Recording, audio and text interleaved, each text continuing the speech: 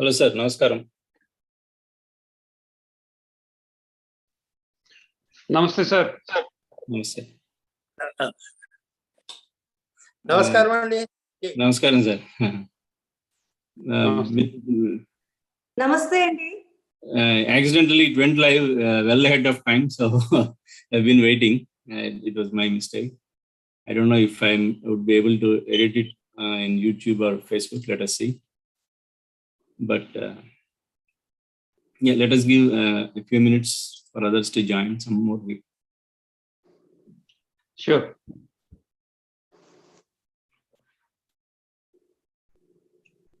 Arbale Garu has proper setup and all that. I'm sorry, I'm just my desk is in a very strange location in the house, so I don't have any proper background or anything. Background doesn't matter beyond a particular point.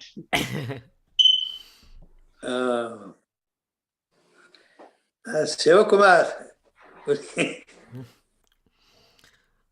So Vijayabhaskar Garu, I heard that your Manda Sudharani's brother. Yes, sir. Yeah, I mean, Yeah. she sang at my niece's wedding in 2009 for the reception in Chennai. Oh, very good. I don't know whether you have also my brother Natarajan Jagadisan is a good friend of hers. So he's very active in the Facebook about Sahityam and all that. Okay. Yeah. But I am a late bloomer, and I got into this analysis of music and all that very late in my 50s. Okay. So I just formulated a few of my thoughts, and I would love to share these ideas with lots of musicians and interact.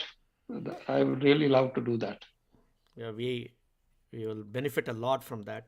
We are very sure, Yeah, but one thing I would like to stress is I am not a musician. I always speak from the listener's perspective. Okay, so I don't get into the discussion about Shastra. Yes, sir. Let us start. I think you have enough people to start the program at least. Subhash garu, can you adjust your camera and your కొద్దిగా కనిపించట్లేదు అది. Yeah. So any enthusiasts who want to switch on their camera, they can. So this will be mostly an interactive program, and because we are having set up for 2 hours at least, so we'll see how it goes and what we can discuss, and anybody who can chime in with some points, who want to contribute into the flow can join as we go. We have some questions to ask from our group enthusiastic, so whatever Sri Bhaskar Garu has to tell, we'll try to understand through those questions. Okay. Yeah, so we'll start the program. Namaskaram. Welcome to the Rasikas and music lovers of Indian classical music, in particular Carnatic music. This program is the Nandi or curtain raiser of a series of programs that are planned by DC Metro tyAgapanchami group from Virginia area, related to Sahityam or the lyrics of the Carnatic compositions in the coming months and years, with all the support of great people like Subhash Garu, Shivakumar Garu, Srinivas Bangar Bale, and all our other music artists here, along with our regular monthly tyAgarAja Aradhana that we have been conducting. We have been receiving loving support from artists and music lovers of not only DC Metro area in US, but all over the world, wherever Carnatic music lovers are there. Incidentally, this is the beginning of the 4th year of tyAgarAja Aradhana. We started in the month of February in 2019 with all the supports of people we are seeing on the screen and off screen. Though we are doing it in person initially, we had to force it to online, and we have been doing it for the last 2 years, and the support has been the same and motivating us to do more and more such programs. Today we are going to have a music enthusiast, Sri Alamuru Vijayabhaskar Garu, who is living in Hyderabad now. Sri Vijayabhaskar Garu is an engineering consultant by profession and a musical analyst by passion. Born into a family of music lovers from Vijayanagaram, he imbibed the passion for music from his father, A.V. Ramanamurthy Garu, a lecturer and a music critic. Mr. Vijayabhaskar has been doing research on the topic of music aesthetic experience, Rasanubhavam, in Sanskrit, for more than a decade, especially from listeners' perspective, as you were saying now. As part of the research, he has been analyzing the tyAgarAja kritis and writing essays to bring out the tyAgarAja hRdayam dhvani. In Telugu, we will say, Kavi hRdayam ardham kavali. We have to understand the Kavi hRdayam to enjoy the poetry or whatever it is, the writing.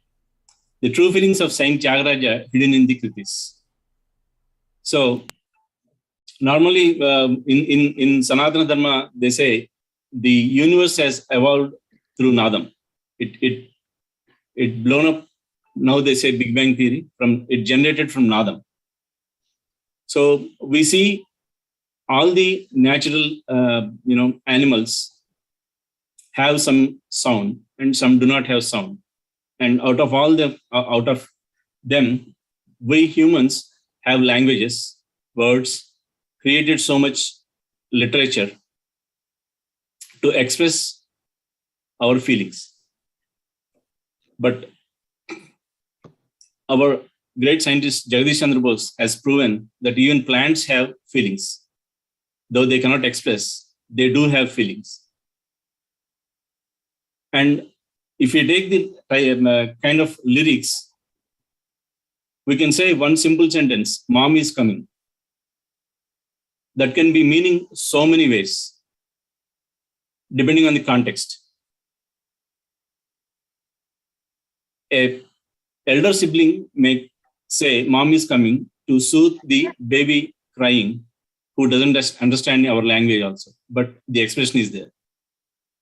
If two siblings are fighting and one may say, "Mom is coming," to scare the other from beating him. So these kind of contexts are becoming more important to understand the lyric or the text which we are reading. So with experts or enthusiasts like Sri Vijayabhaskar Garu, we are trying to understand what is the lyric trying to convey, or how to understand the lyric to enjoy the meaning and rasanubhavam. That is the aesthetic experience we want to have when we listen to the lyrics in the Carnatic music compositions. This can be for any composition in any language, either it's Hindi, Tamil, Kannada, Malayalam, or any Indian language, for that matter, any language in the world. We have to understand the Kavi hRdayam to enjoy the lyrics or the meaning of the lyric. So let us try to, understand through his experience what he has been studying and how he, try to understand the music from a listener's perspective. Welcome, Vijayabhaskar. Thank you, sir. Yeah, we are ready, and some of us are ready to even present some kritis if possible during the discussion. So let us start with a small, questions that we may have regarding the lyrics and understanding those lyrics and all this sahityam kind of angle. We have been listening to so many songs across the world in different languages, as I was expressing. So a very basic question: what is music and why is music? What is music is simply, as you said, it is an expression of your feelings through nada. Okay. So people have been experimenting with music for ages, and people have been mixing nada with words, and they discovered a different level of pleasure whenever they mixed music, or the nada is mixed with lyrics. You had a different feel. So music, or the nada is mixed with lyrics. I have some echo coming up. So Yes, I take it. Okay. So music is nothing but that nada anubhavam. Okay. And let me tell you a couple of things before I move forward. Okay. Please feel free to stop me because I tend to go on and on. So feel free to stop me at any place and question me so that the session will be more of interactive in nature. Okay. So this Nadanubhavam this Nadam has been observed by the primitive people. So in the nature, okay, for example, like in the bamboo, when the wind blows, they have found a different sound which sounded pleasing. So that is the kind of beginning people had with the experience of Nada, which led to the music. When this music started, it primarily went into two branches. One is folk music. So people just express themselves by mixing nada with words and used it in their daily lives for every task. And they discovered that when you are able to sing something while performing your daily chores, you are able to do them very easily. So in folk music, you have a song for every task that they perform in the home or in the agriculture, or for that matter, any activity. Whereas the other kind of research is started by rishis or sages, as you call them. They all went more into a scientific perspective with nada. Okay, they found out those 22 shrutis and all that, and they mixed religion with music. They mixed God with music. They always wanted to search for God through music. That is the other end of the spectrum. On one end, you have folk music, on the other end, you have all these sages. Okay. And I guess we all fall into something in between. Okay. Yes, sir. Thank you. What are different genres of the music that were categorized in extension to the same question? Yeah, different genres means, okay, the earliest things that I talked about is like folk music is one thing. But when you're talking about the classical music, which is founded more on science, okay? So you have this Hindustani, you have this Carnatic, and even the Western also is based on the various musical notes, okay? So focusing on India, so I would say that the two main streams of music for us are, at least in the classical music, are the Hindustani and the Carnatic music.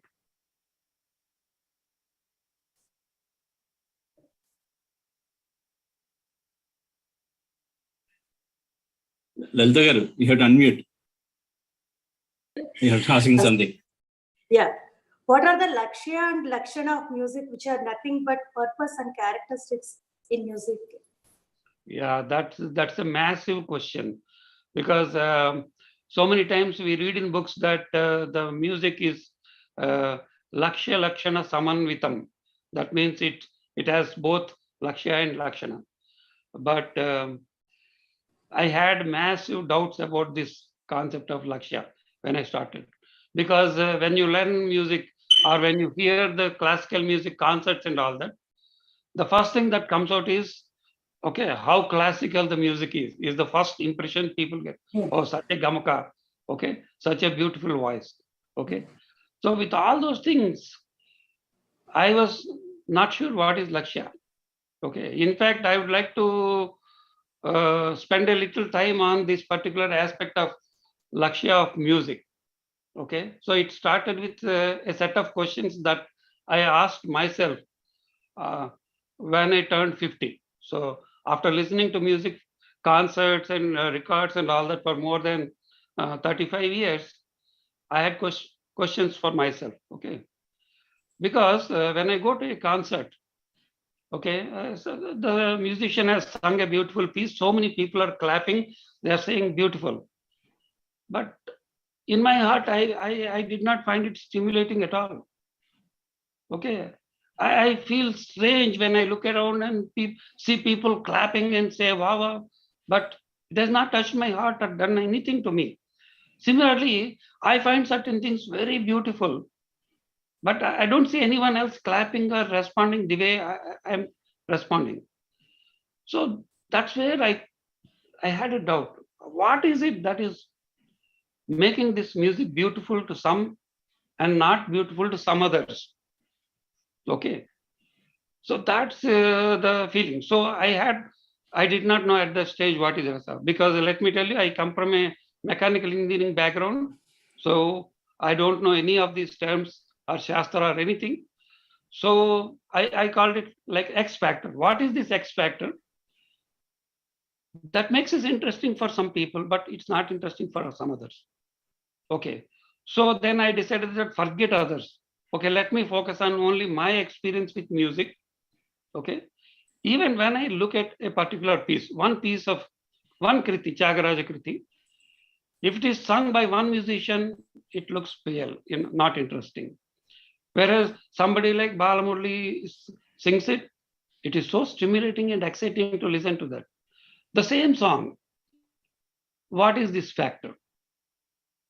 Similarly, the next level is same Balamurli singing the same kriti 2 times. When you hear the first time, it is so beautiful. Second time, you don't like it. What is happening? What is this factor? Okay. So then I started thinking, and people said, okay, it is rasa. Okay. So then I started trying to understand what is this rasa. Okay. Okay. So at that stage, I started doing a little bit of searching on Google, because I did not know what books to read and where to start. Okay. I got hold of some books which are translations of Bharata's Natya Shastram into English by somebody else. Okay. So the Natya Shastram rules themselves are difficult, and they are converted into English. It is still more difficult for me to understand and connect with the principles. So that is where, let me tell you one thing, that I became a student after I crossed 50, because till the time, let me say that we all have our own egos.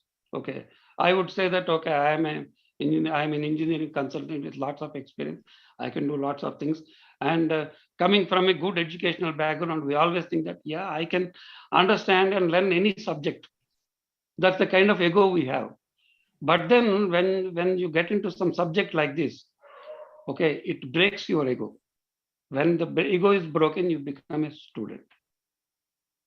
Okay, so that is where I started to understand this lakshya. Lakshya of music is nothing but rasa anubhavam, rasa. What is rasa? That's the major question again. Okay, so there is a simple rule saying that raso vai saha. I hope you are all familiar with this law, raso vai saha. Raso vai saha means he. Rasa means he. That is, rasa means God himself. Okay. So whenever I hear something like this, I immediately have my questions. What is the proof?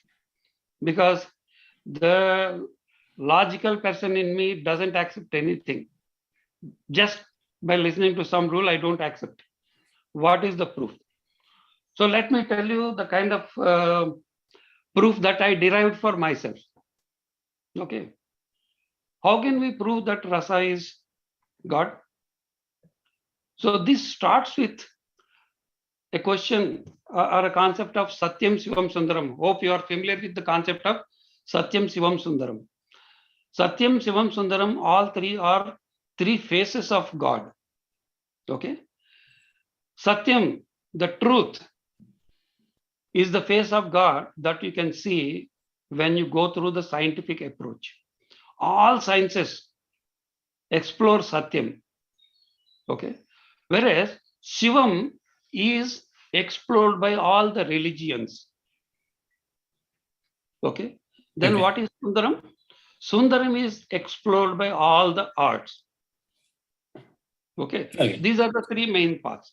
But if you want to find out Satyam and see the face of God, that is Satyam, you have to do so much of research and go all the way up. And how many people can really do that? Maybe 1 in 10 million.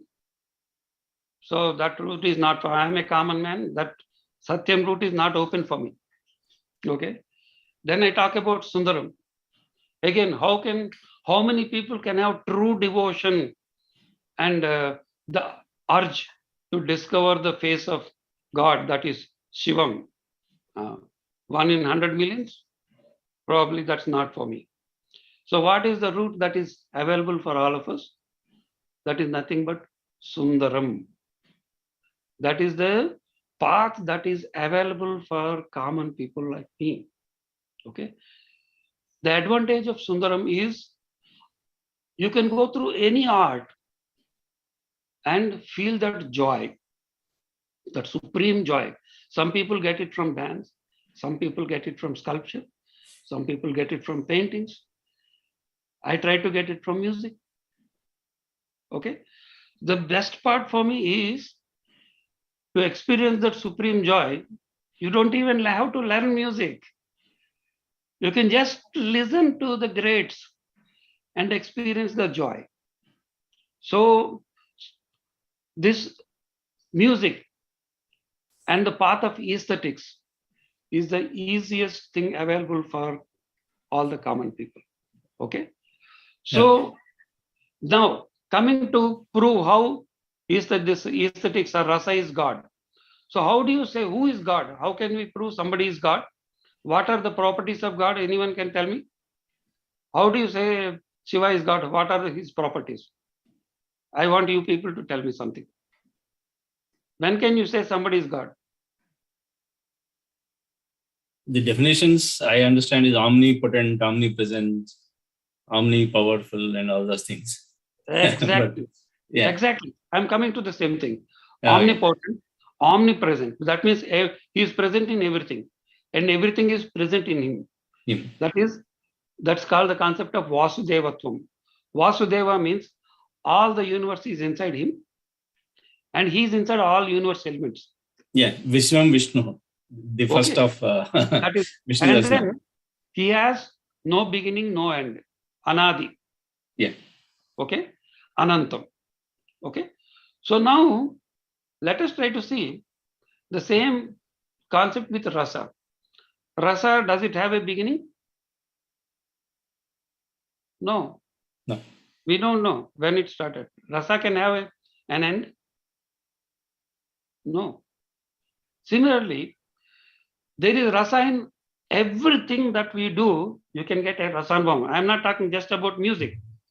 You want to cook food and enjoy that? There is a particular type of rasanubhavam within that. Okay, all arts, in every activity you can experience rasa. Okay. So rasa again it's an all-pervading thing. It has no end, no beginning. Okay, so I am telling this from a very simplistic explanation. Please don't consider this as the authority of the proof. Okay, but that's the kind of imagination people had thousands of years before me. Okay, they came up with the concept of rasa. They said all the attributes of God are there for rasa also. Okay, and then they finally said rasa also is God. So the lakshya of music, when we come to that, it is to help people realize God by providing a supreme aesthetic experience, or what we call as highest form of rasanubhavam. When you enjoy that, you touch God or you experience God. Okay. So in this context, I would like to tell a couple of things regarding how do you classify good music. Okay. So when you sing a song, all the listeners, they get up and clap for 10 minutes, standing ovation. That is one kind of feedback. Okay. The other kind of feedback is when they listen to the song, when the song ended, all the people are stunned into silence and they are not able to come out of that mood. And they are all silent. Nobody's clapping. Which is the highest form of rasanubhavam? You tell me. Yeah. So that is musical experience. Okay. So when people clap, I I have a strange feeling. Is that really good music? Okay. For my scale of evaluation, no. Okay. So that is what is the purpose of music. I am greedy. Okay. In this context, I would like to tell a little bit about one word that tyAgaRaja used, which has influenced my entire thinking process. In the Kriti Mridubhashana, people have a different opinion saying that it is not a tyAgaRaja Kriti. I don't want to get into that one. Okay. There is a particular word called Sudurasya. Okay. The word Sudurasya, if you want to understand the meaning of that, Asya means desire. Okay, fine, you can have desires. And then he says Durasya. Durasya means something, desire beyond a particular limit. It becomes greed. Greed is bad. Okay. But then he says, I have Sudurasya. Sudurasya means it is good greed. How can greed be good? Is something which puzzled me for more than 3 to 4 decades. Why he used a particular word called Sudura. Sudurasya man pagaleni nannu sukhachittuga yavaru cheture. Okay. So then I started really understanding the word and its context and its meaning. Okay. Now I started developing Sudurasya. Sudurasya means it's a limitless passion. Limitless passion can be good or bad. Okay. But when you direct it towards God, even bad things become good. Even Durasya. Okay. I want to understand and experience limitless Rasanubhavam. That is Sudurasya. Okay. So Rasanubhavam is the purpose of music. Okay. Yeah, so that was a nice, long, but the real musicians who want to sing and entertain or go into the people will have a different perspective now after listening to what you said. Shivakumar garu, you have something to say? I had it's a question or comment. You started with a very interesting thing, how the same Kriti sung by different musicians can have different emotions in you. But even more interesting is you took the example of one musician and said when the same musician sings the same Kriti, 2 different contexts, in different concerts, it doesn't necessarily have to produce the same feeling in you. I wanted to ask, you are talking about the musician's way of presentation of a Kriti. Same musician, different musicians. What about our state of mind? For example, the same musician, same Kriti, same rendition, but we listen to it in a concert. We are in a different frame of mind. We are listening to it while we are driving in the car, or when we are doing something else and we have the music in the background. And that is environment. But also our own mood. Sometimes we are in a very composed mood and we listen to that Kriti. And sometimes we are in a very agitated mood. So that factor, I'm sure you would have pondered about that aspect, that influence of that factor in the Rasanubhava. So if you can elaborate on that, that will be very nice. Yeah, so I again said this within a particular context. Okay. So let me elaborate why I removed that listener's mood out of this equation. Because when I'm trying to research on a particular Kriti, what I would do first? I would go to YouTube and I will download whoever has sung that, okay, or whoever has played that. I will take out some 20, 30 renderings of the same Kriti. Okay. Then I sit for myself to listen to each of them one by one. Okay. Now I am not listening them in different times. I am listening them one after another in a particular session, trying to identify what kind of impact it is creating on me. So when you do that, you take out the mood of the listener in that, because in that particular session, my mood is constant. Okay, I'm not talking of listening to live concerts in two different situations.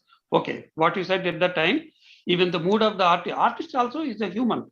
He can have different moods in two different concerts. Absolutely fine. Okay, so when I listen to Balamurali, for example, I would say I was a great fan of Balamurali and tried to clone him to the best of my ability. So it's all fine, but whenever I listen to him, if one concert is superb, maybe the next two concerts I never got that kind of kick. Okay, but as you said, the listener's mood as well as the artist's mood, they come into picture. But I formed my questions and opinions while doing this kind of research. As I said right now, I go into a session, I listen to the same Kriti, multiple people, multiple times, and then I want to create my own opinions of whether it appealed to me or not. I will remove the question of whether it is correct or not, because when you talk of the correctness of a song, you get into the Shastra or the scientific aspect. I always want to focus on the appealing aspect, whether it appealed to my heart or mind or not. Okay, and I try to be as objective as possible, because there will always be personal biases with reference to the artists. I try to listen as I conduct an experiment, I try to remove the personal bias and focus as much as possible on the presentation in an objective manner.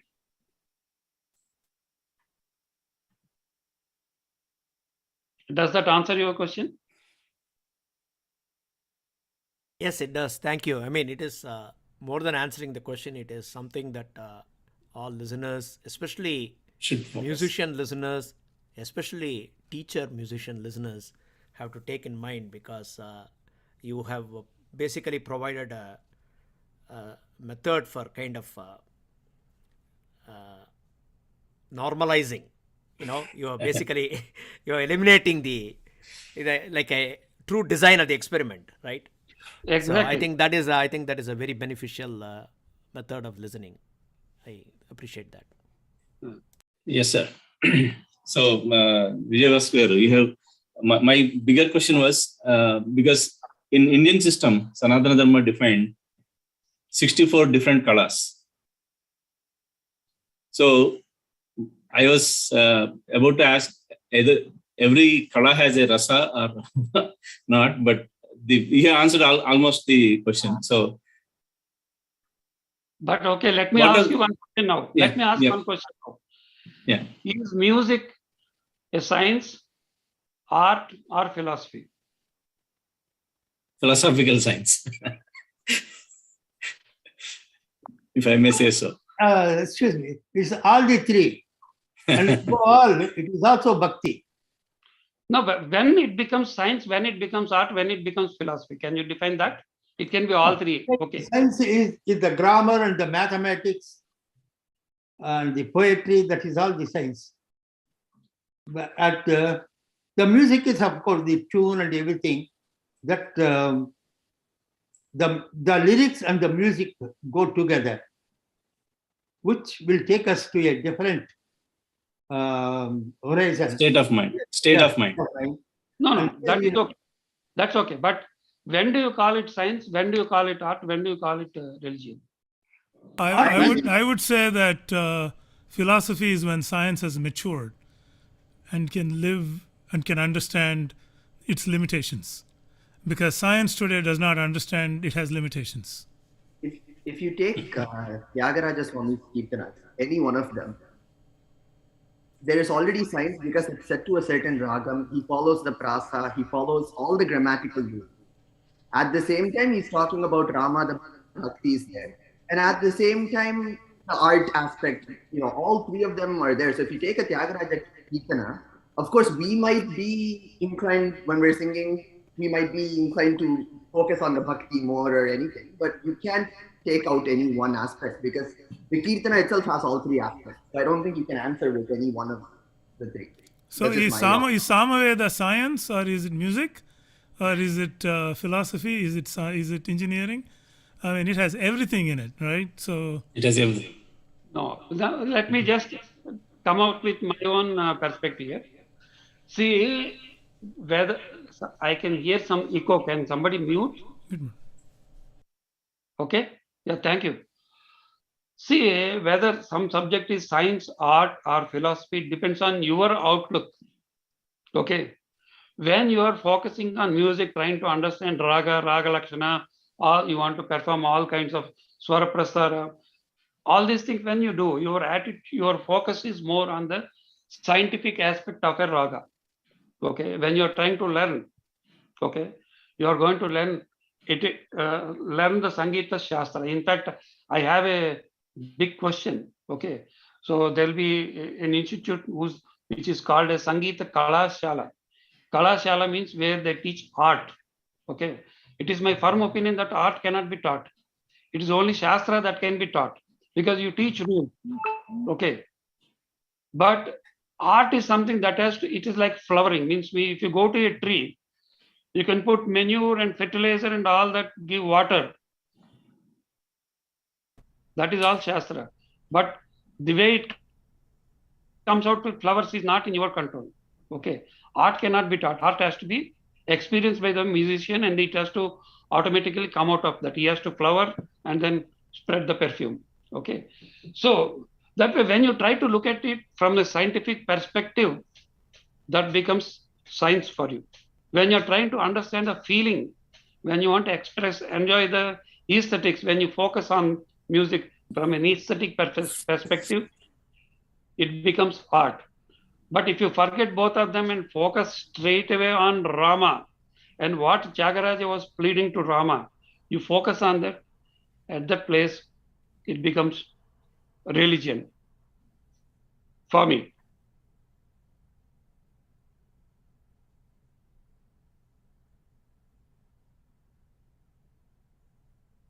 Is that okay?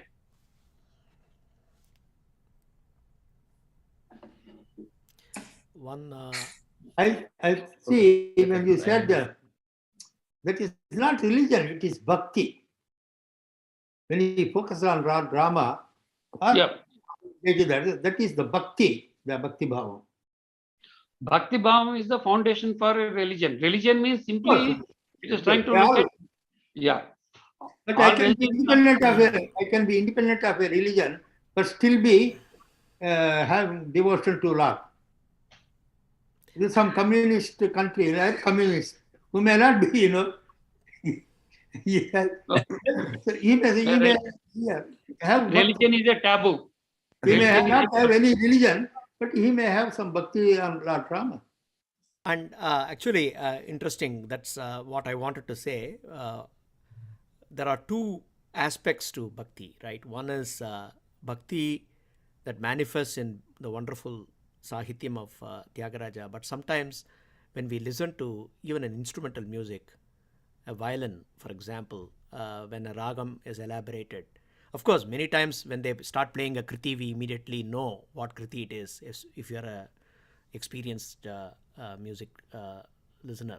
But even without not knowing what kriti it is, or when they are just playing raga alapana, in addition to the aesthetics, as Bangar Bade very nicely put,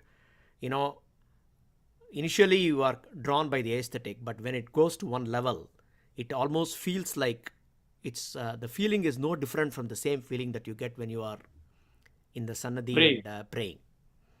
Yes. Although there is no specific mention of Rama or any, deity there, because there is no sahityam there. So that's another experience which I'm sure it will chime with a lot of us, but I wanted to add that. Yeah, I would like to call that more like a modern painting. Okay, so you have two types of painting. You kindly mute. There is okay.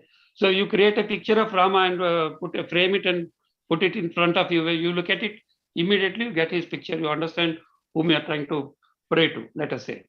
But you create a modern painting and keep it in front of you.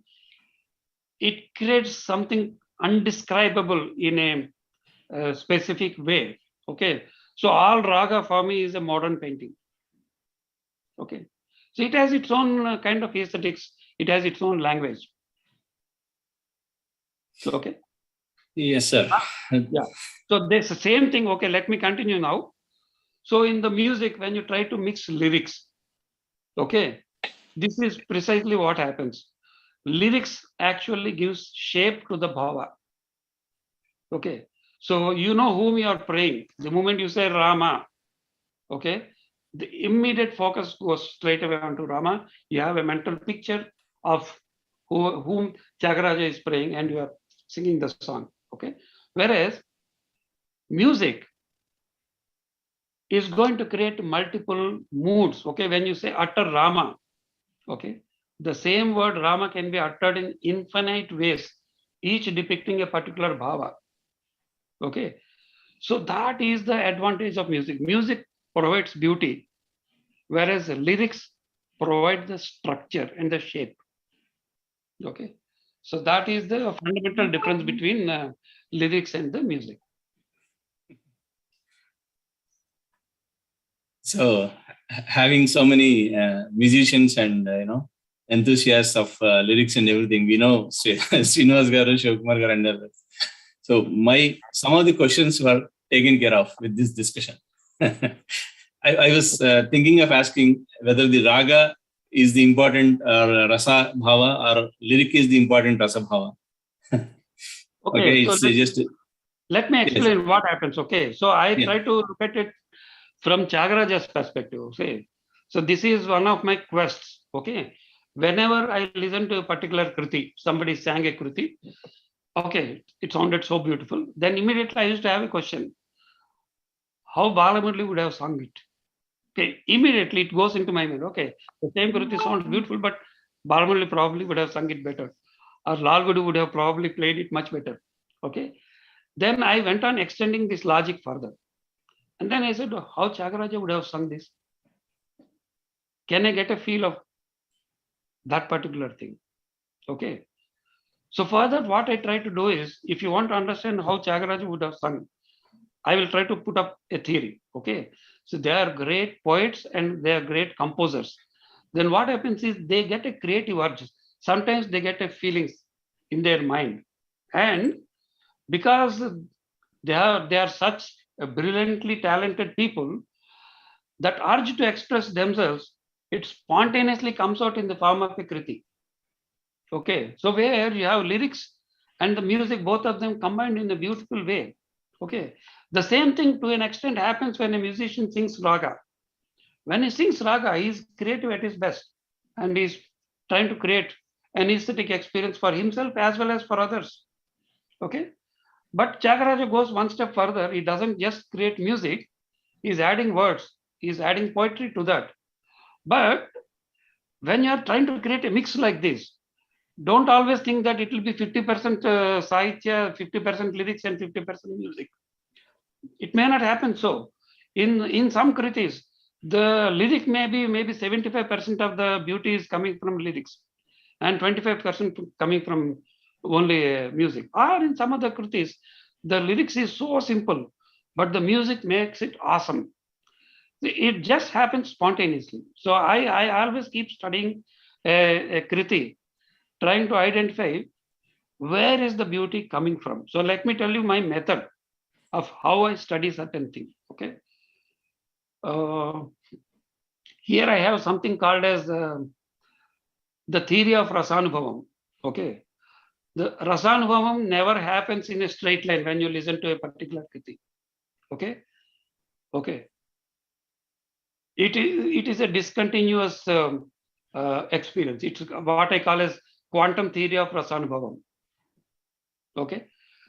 What happens is when you start listening to something with your closed eyes, when you're focusing on this, suddenly some sangati or something hits you, and there will be a pleasure spike. You would say for yourself, beautiful. And then it goes for some time, and again you are hit by a spike. After some time, again you are hit by a spike. Okay. So then, you know what happens? It is those spikes that remain in your mind, not the entire kriti. Okay. Then you want to come back. You want to experience that once again. So you want to come back and listen to that again. We listen to that, we come. Then this time, what happens? You know there is a spike coming at a particular point. You already have an anticipation. When you listen to something first time, you have no expectation. When I listen to a Kriti first time, I have no expectation. I'm just closing my hands. I'm just trying to follow. For the second time, for the third time, for the 100th time, when I listen, I know exactly where the spikes are coming. So at that time, I focus on the spike. Where is this spike coming from? It's coming from the voice or the sangati that the musician has sung, or it is coming from the lyrics, or it is coming from Mridanga Dvani. At a particular time, the Mridanga Shabda adds so much beauty that it thrills you. Okay. So those points I analyze and I record. Okay, this beauty is coming from this one. This is my basic process of analysis of music. Okay. So in that, slowly I realized that, okay, music apart, tyAgaRaja as a poet has used words in a beautiful and a powerful way. Sometimes his words are like arrows that are aimed at the heart of Rama. He's going to pierce the heart of Rama with some words. Okay. So Rama has to actually grant his wishes. If he really feels the pain or the arti behind those words, Rama has to grant. Okay. So that is where I find that when several musicians sing, unfortunately, most musicians do not have a full understanding of the lyrics or the meaning or the bhava behind it. Most of them, okay, I'm not trying to blame anyone. I'm just trying to state this as a fact. Okay, they focus on music to a great extent, which is very good. But if they can focus a little bit on the lyrics and the bhava behind it, their own experience of the Kriti becomes 100-fold better. And it can be seen by listeners. I experience when I try to listen to somebody, I can immediately guess whether he's focusing on raga or whether he's focusing on the words. Okay. It's simply like, okay, when you focus on the words also, it is like a rocket having 2 booster rockets. Okay. So it goes up, it goes high very fast. It reaches the pleasure peak very fast, and it will be a long-lasting pleasure peak.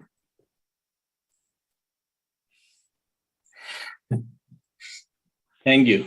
That was really in-depth explanation.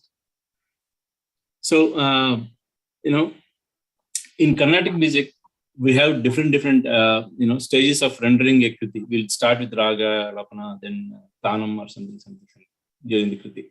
So what are the areas that we can experience the rasa in a specific way, or specific kind of rasa in a specific aspect of presentation, or how to look at it? Because some people enjoy Raga Lapana, some people enjoy Tanam, or some people enjoy Swarkalpana, or some people just enjoy the basic notation of the music, and the way the basic music kirtana is rendered. So where to or how much rasa can we achieve from each of these areas? There is rasa in every activity that we do. Okay. Just a minute. I just try to switch off. There is rasa in every activity. But I would say there is a particular sequence. Sequence has more beauty, is something that I would like to come to. Okay. So for this, I would like to quote one Padyam from Bhagavata written by Potana. Okay. It's a very simple Padyam. Okay. I will translate that to English a little later. Okay. He says that it's about Prahlada. Prahlada goes to his father after finishing his education, and he asks, "What did you study?" Then Prahlada says, "Chadivinchiri nanu guruvulu. Chadiviti dharmartha mukhya shastramulu ne. Chadivinavi kalavu pekkulu. Chadivulalo marmamella chadiviti tandri." 4 lines, he says. The first line, he says that the gurus have taught me. Okay. In the second line says, I have studied all the Shastras. Okay. I have studied Dharma, Artha related Shastras. In the third line, he says, I have studied several things. And then in the last line, he says, I have understood the purpose of education or the secret of education. I have understood the secret of all the subjects. Okay. These are the 4 lines. Okay. I always have a question. Okay. The same 4 things, can we put them in a different order? What happens? Suppose he says, I studied so many things. I understood everything. Of course, gurus have taught me. How does it come out? It sounds so egoistic. I studied everything. I understood everything. Okay. I studied several subjects. Gurus taught me. Instead of that, he starts with the point, the gurus have taught me everything. Okay. Because they taught, I studied several subjects. In fact, lots of subjects. And I was able to understand the true meaning and purpose of education. So in this, what happens, the sequence is the beauty in this. If you put them in a particular sequence, the same thing turns out much more beautiful, and it can also be ugly if the sequence is wrong. Okay. The same kind of sequence you can observe in tyAgarAja Kritis, both in lyrics as well as in Sangatis. Okay. So let me spend a little bit of time on how Rasanubhavam can be created. Okay. So Rasanubhavam theory has been explained in the Natya Shastram by Bharata. I am fascinated by just 2 laws, okay, as a beginner, but those 2 laws for me summarize everything related to Rasanubhavam. Okay. The first thing he says is related to Natyam. He says, Yato drushti tato, yato hasta tato drushti. Yato drushti tato manaha. Yato manaha tato bhavaha. Yato bhavaha tato rasaha. That means whenever you focus on, wherever your hand is, there is your focus. You are able to focus on the hand. Okay. Your heart follows that. Wherever your heart goes, your feelings are generated. Wherever feelings are generated, rasa is generated. Okay. In this shloka, if you remove the yato hasta tato drushti, rest of it can be applied practically for all arts. Yato drushti tato manaha. Wherever you focus, your heart goes there. Yato manaha tato bhava. Wherever your heart goes, true feelings are generated. Yato bhava tato rasa. That means wherever you are generating beautiful feelings, you get rasa. Please observe, he never said yato natyam tato rasa. He never said yato sangeetam tato rasa, because this is a common neutral principle for aesthetic experience. Okay. So yato manaha tato bhava is something that I would take, and yato bhava tato. So you have to get that feeling, supreme feeling in your heart when you listen to something or when you sing to something. Okay. This is one thing. This is a very simplistic principle. But there is one more principle where he goes much deeper. He says that how rasa is generated. Vibhavanubhava sanchari bhava sanyogat rasa nishpannaha. I had tough time trying to understand what this means. Okay. The first thing what we have to understand is there is something called the basic bhava. Let me take the example of tyAgarAja only because it makes the discussion more easy to understand. There will be a fundamental feeling of tyAgarAja. Okay. That's called as thai bhavam, or the fundamental feel, which is expressed in a particular kriti. It can be anger, it can be sadness. Okay. So all those things will be there. So there will be one particular feeling. Okay. But if you keep on expressing the same feeling, okay, monotonously, it doesn't create rasanubhavam. Okay. So then what he says is you have to mix the other allied bhavas into that one. They are called sanchari bhavas. So when you are trying to plead with Rama, sometimes you cry, sometimes you express anger, sometimes you cleverly argue with him. Okay. So there are so many shades of these bhavas. He is going to mix them. When you mix so many bhavas like that. And there are two more factors, vibhava and anubhava. Vibhava is any factor which is enhancing your musical experience, which is external to you. Okay, so, or simply by listening to tambura sound itself can actually soothe your heart, soothe your mind, and get you into a different plane. Then that time the tambura playing is vibhava, it's an external factor. Okay, whereas there's something called as anubhava. Anubhava is something which is coming from within you. It's your own reaction to the external factors. So there are external factors, there are internal reactions, there is fundamental feel, and there are sanchari bhavas which augment the fundamental feel. So when all this happen, what they say is they churn your heart. Okay, just like the buttermilk is churned and then you get the butter out of that, the same way your heart has to be churned. When you churn, out of the churning, rasa is generated. So tyAgarAja's feelings are churned through his music. Then you know what happens? It creates that rasa, and then that rasa is embedded in the kriti. So I would say something like that. Then the kriti is ajaramaram, means that kriti will exist forever. Please remember that. tyAgarAja has gone away. He sang for 10 minutes. His Shishya, wrote the notation and the lyrics and then kept it. So all the feelings of tyAgarAja are now embedded in the kriti. Now, after 100 years, after 2000 years, after 5000 years, somebody sings that. You know what happens? The feelings of tyAgarAja are now generated in the listeners or the singer's, musician's heart. Then he becomes a tyAgarAja for a few seconds. Okay. It is that rasa in the kriti that is actually being transferred to the musician and then to the listener. Okay. So that is the purpose of the kriti, which has embedded rasa inside this. So that is why this rasa has no life. Okay, it can have infinite life. Okay. So it's like a transformer generating electricity here by churning magnets inside a hydroelectric power station, and then that electricity comes and moves the motor inside your fan. Okay, so that movement to this movement. Similarly, tyAgarAja bhava reaching my heart. The purpose is served by the kriti.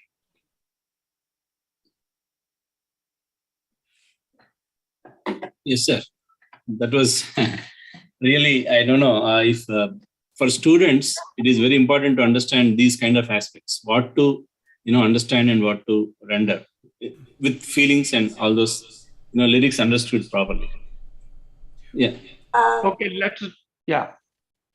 Please, what is the importance of lyrics in Carnatic music and its pronunciation, be it any language? Okay.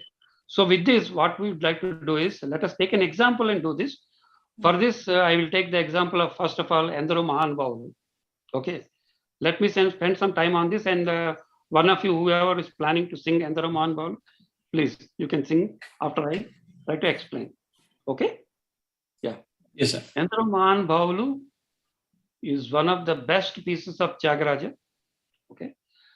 What is the sthai bhavam, or the fundamental feel inside Endaro Mahanubhavudu? Okay. He says that there are so many greats. Okay. He is actually acknowledging the greatness of so many people. But I'm trying to look at tyAgarAja's mental state. Okay. When you're unhappy, okay, when you're not at peace with yourself, you cannot appreciate the greatness of others. You're always comparing yourself to others. Okay. So you have saved Prahlada, you have not saved me. Okay. You have uplifted him, but not me. There will be always comparisons within people. tyAgarAja himself cried so many times. Okay. You are not saving me, but you have saved so many others, but not me. So when you are not at peace with yourself, you are not going to acknowledge the greatness of others. Okay. So that is the reason why I see this Pancharatnam. I see a tyAgarAja who is completely at peace with himself. He achieved whatever he wanted to achieve. He is at peace with himself. So when he looks at others, he appreciates the greatness of others. Okay. So that is the most important thing that I find in. There are no complaints in this. Okay. There is no evaluation. There are no comparisons. Okay. This is why I say this consists of Shanta Rasa. Shanta Rasa is called the supreme rasa. Of all the Navarasas, Shanta Rasa is considered as the best form of rasa. And in fact, it is like the white color, from where you get all the 7 colors. And all the 7 colors again go back into the white color. Same way, all the rasas, all the 8 other rasas are generated when Shanta Rasa is disturbed. And when they all subside, what you have is Shanta Rasa. Okay. Now, focusing on the Kriti. So first thing I would like to do is to focus on the lyrical aspect of the Kriti. What is tyAgarAja trying to say? Why there are 10 charanams? Okay. And immediately I have a question. Why not sing the 10th charanam first and the 2nd charanam 4th, like that? Again, there is beauty in the sequencing of the charanams and the meaning. Okay. That is what I want to understand. When I understand and realize that, the pleasure I get is much more than when people merely sing the song. Okay. So let us go into this one. Endaro Mahanbhav. There are so many great people. Andariki Vandanam. And he is actually doing pranam, obeisance to all of them. Okay.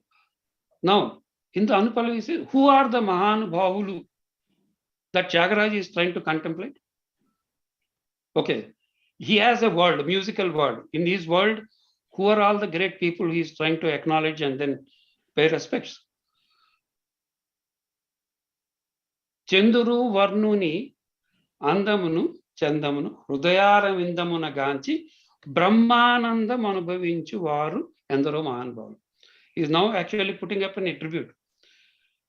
Those who are able to see, I think now he's saying Rama, let us say, in their hearts, and they are experiencing Brahmanandamu. Brahmanandamu is called supreme joy. When you're able, those who are able to enjoy the supreme joy, they are the great people to whom he is paying respects. Now, let us take the first charanam. Samagana Lola Manasija Lavanya Dhanya Murdhanjulendaro. This has actually troubled me so much. I have not understood the meaning of this one. People have explained it. Samagana Lola means Rama is fond of Samaganam. Samagana Lola refers to Rama. Similarly, Manasija Lavanya. Manasija means Manmada. Lavanya means as beautiful as Manmada. Okay, both attributes are for Rama. Then he says Dhanya Murdhanjulu. Who is he talking about? It's not clear to me.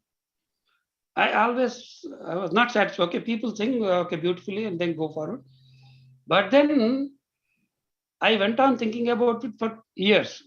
And by grace of tyAgarAja Swami only, I got some idea. That splitting of words is wrong. Samagana Lola Manasi is one phrase. Samagana Lola means Manasi means heart. Okay, Manasi actually is Saptami Vibhakti. In the heart, that is Lola. Lola means what do you say? That is enjoying Samagana. Okay, yeah. The word, see, any description, there has to be a verb. Unless you have somebody who's doing this is great. Somebody who's feeling this is great. So there has to be a verb. That verb is missing in this. When you say Manasija Lavanya, that Ja is the verb. Okay, Ja means born out of that. Manasija Lavanya. That means when you listen to Samaganam, when in your heart that Lavanyam is generated, Lavanya means Saukumaryam, means certain smoothness, okay, is generated, okay, out of such people, out of such Dhanya, Dhanya means great people, out of them the best, more Dhanya means the best people. So he's actually talking about just the listeners. If you are able to listen to music and if your heart melts and if it becomes soft, out of such fortunate people, the best people are Mahanbhav. He's just talking about listeners like me. That is the first step he has put for his gradation. There is a certain gradation. If you go to an organization, you will have engineers, then senior engineers, then deputy managers, managers, senior managers. So there is a sequence, there is an order. That is the order actually I see in this particular sequence of charanams. In the first charanam, it's only about the listeners. If your heart melts, you are great. Then when you listen to music continuously for more and more time, you know what happens? The heart, which is actually a monkey, which tries to move here and there so frequently, it stops those movements. Manasa vanacharavara sancharamu nilipi. So the heart stops all these digressions. It becomes stable. When you listen to music so many times, when it becomes stable, Murti Bhaguga Podagane. Poda means shade. You still don't see God, but you are able to see a shadow of God somewhere there. There is somebody who is standing there. Who are able to see a good shadow or an outline or a profile in your heart. That is the next stage of Mahanubhavalu. Okay. So that is the second stage. In the third stage, what he says is Saraguna Padamulaku Swantamanu Sarojamunu Samar. Swantam means ego. When you keep staring at God, that the outline of God that appears in your heart for so much time, you feel like surrendering your ego to the God. You surrender your complete ego to the God. So that is the third stage of Mahanubhavalu. That is the third one. And then up to this stage, please observe, he has not talked about any musician. Okay. Now he talks about musicians. Patita pavanudane paratmaruni gurinchi paramarthamaku nijamargamu chonu paduchunu. Now he is talking about musicians. What kind of musicians? Not the musicians who are trying to sell music for livelihood. Only those musicians who are going to sing about the Paratpara. Okay, with a purpose of achieving mukti. Okay. Paduchunu Sallapamto Swaralayadi Ragamulu Teluvar Endru. Now he has brought all the musicians who are actually devotees into this particular scale. Okay. Then, so these are all musicians. Please observe, these are all musicians. They are not bothered about anyone. They are just singing for themselves and enjoying. Okay. But then something else happens. When you get so much of enjoyment for yourself, you know what happens? You would like to share it with others. I have discovered something. I would like you to experience that. So those people will go to the next level. That is the next one he is talking about. Hariguna Manimaya Saramulu Galamuna Sobillu Bhakta Kotulilalo Telivito Chelimito Karuna Galgi Jagamellanu Sudhadrustito Boruchuvaru. Now they are trying to focus on the world. They are actually trying to save the world by giving a message to the world. Okay. And they are behaving with people in three different ways. Telivito says when you go to an elder, when you're trying to listen to an elder, you will be attentive, will be careful, trying to imbibe the lessons. You behave with them in a manner, in an intelligent manner, in a smart way. Okay. Then with your peers, you will be friendly. Chelimi is friendship. With your same level people, you will be friendly, you will be exchanging ideas, and there will be several people who are below you. For them, you have to have karuna, you have to have pity. Those people are there below. You have to save them. You have to tell them something. Okay? And you have to bring them up. So when you have that supreme joy inside your mind and heart, so you are going to help others to come up. Okay? That is the next level of people. Okay?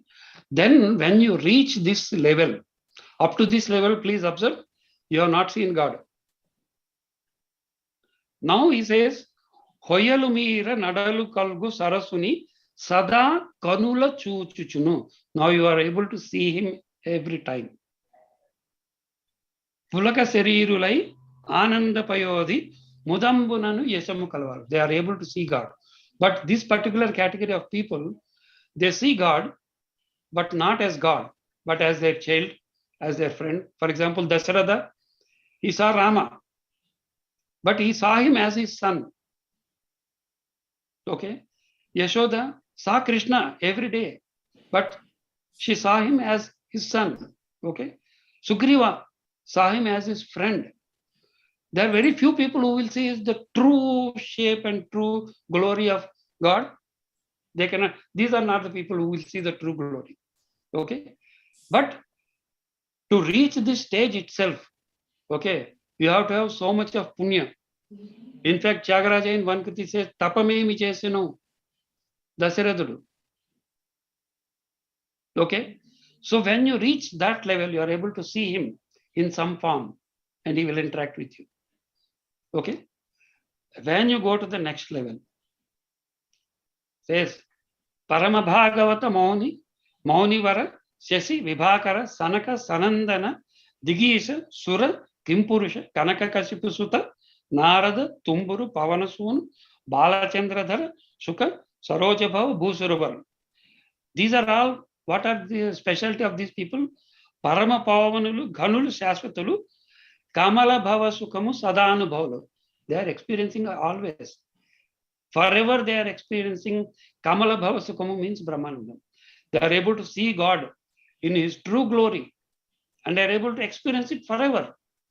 In music, there is in fact one saying that, okay, music, you get supreme rasanubhavam as long as the song is playing. The moment song stops, you are back down, you are coming down to earth. So it's a very temporary thing. So in fact, all these yogis and all the scientists, they have a very poor view of rasanubhavam. They say it is not permanent. It is a temporary, for a fraction of second event. But I have a counter argument. I say that, okay, you people are great, you can experience it regularly. But what about people like me? I get it for a fraction of second, okay, that fulfills my life. I cannot think of anything, experiencing it lifelong. That one fraction of second is worth my life. Okay, so he's talking about people who are able to experience the God forever, continuously.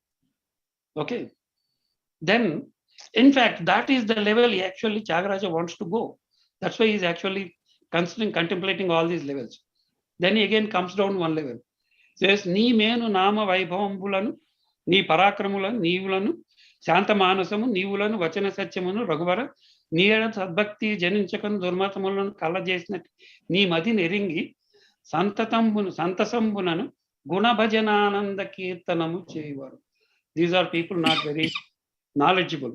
Okay, they believe in you and they do guna bhajana ananda kirtanamu. They simply pray. All those people who do bhajan, they may not know music, they may not know God, they may not know Lord, they may not have a lot of knowledge, but they just do bhajan and they enjoy and they get the supreme rasanubhavam out of that. Okay, see, he's considering one more level of people. Okay, they are also mahan bhavan. Okay, and then he talks about the ultimate level. Bhagavata, Ramayana, Gita, Adi, Shruti, Shastra, Puranapu, Marmamulan.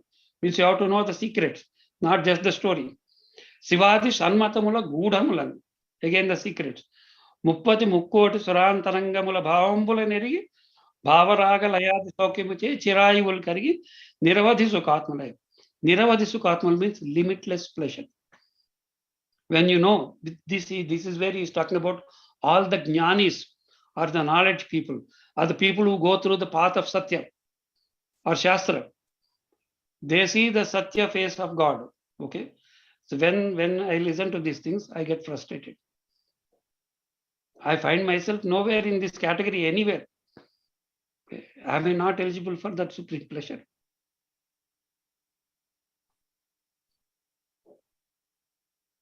I feel like crying. And for me, tyAgarAja wrote the last charanam.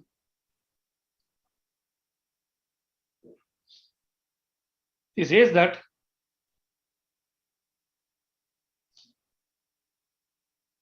Prema Muppuri Konuvela నామము తలచేవారు.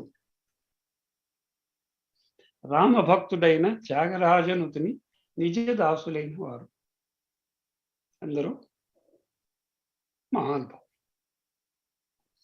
That means what he is telling, you need not know any of those things. Need not do any of those things. Just have great love for God and just pray to him. Then you are also in that category. That last Charanam, Tyagaraja wrote out of pity for people like me. That's what I think always. Then I even just read this, see what I'm doing. I'm crying already. I don't need music now because already I'm experiencing Rasanubhavam. Now when you mix music with this, the joy you get, it is beyond explanation.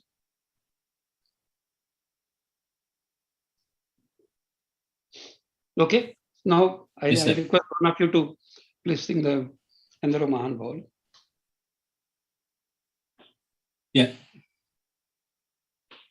Yeah, thank you, sir. Thank you for the wonderful explanation of particular the pinnacle of the Kritis, Endaro Mahanubhavuలు.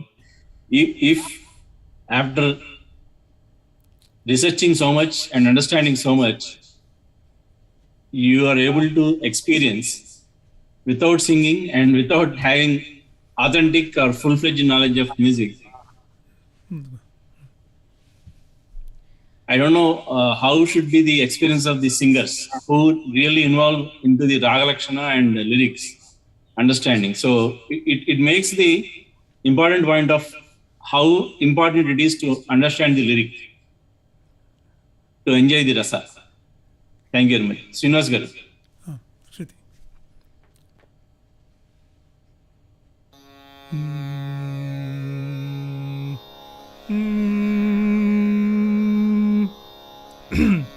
It's going to be difficult to replicate that level of, rasa anubhava with mere singing, but we will definitely try. Sangeeta gnanamu bhakti vina sanmargamu galada. So that's where we are.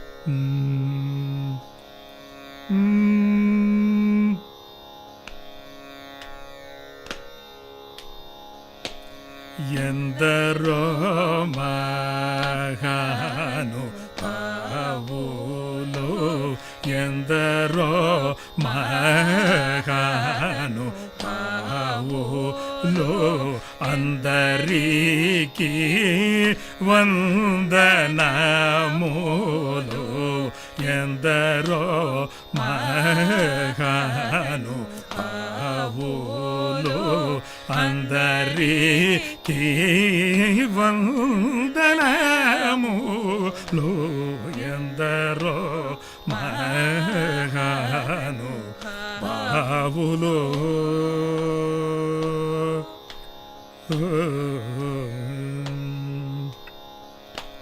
Chanduru varnuni,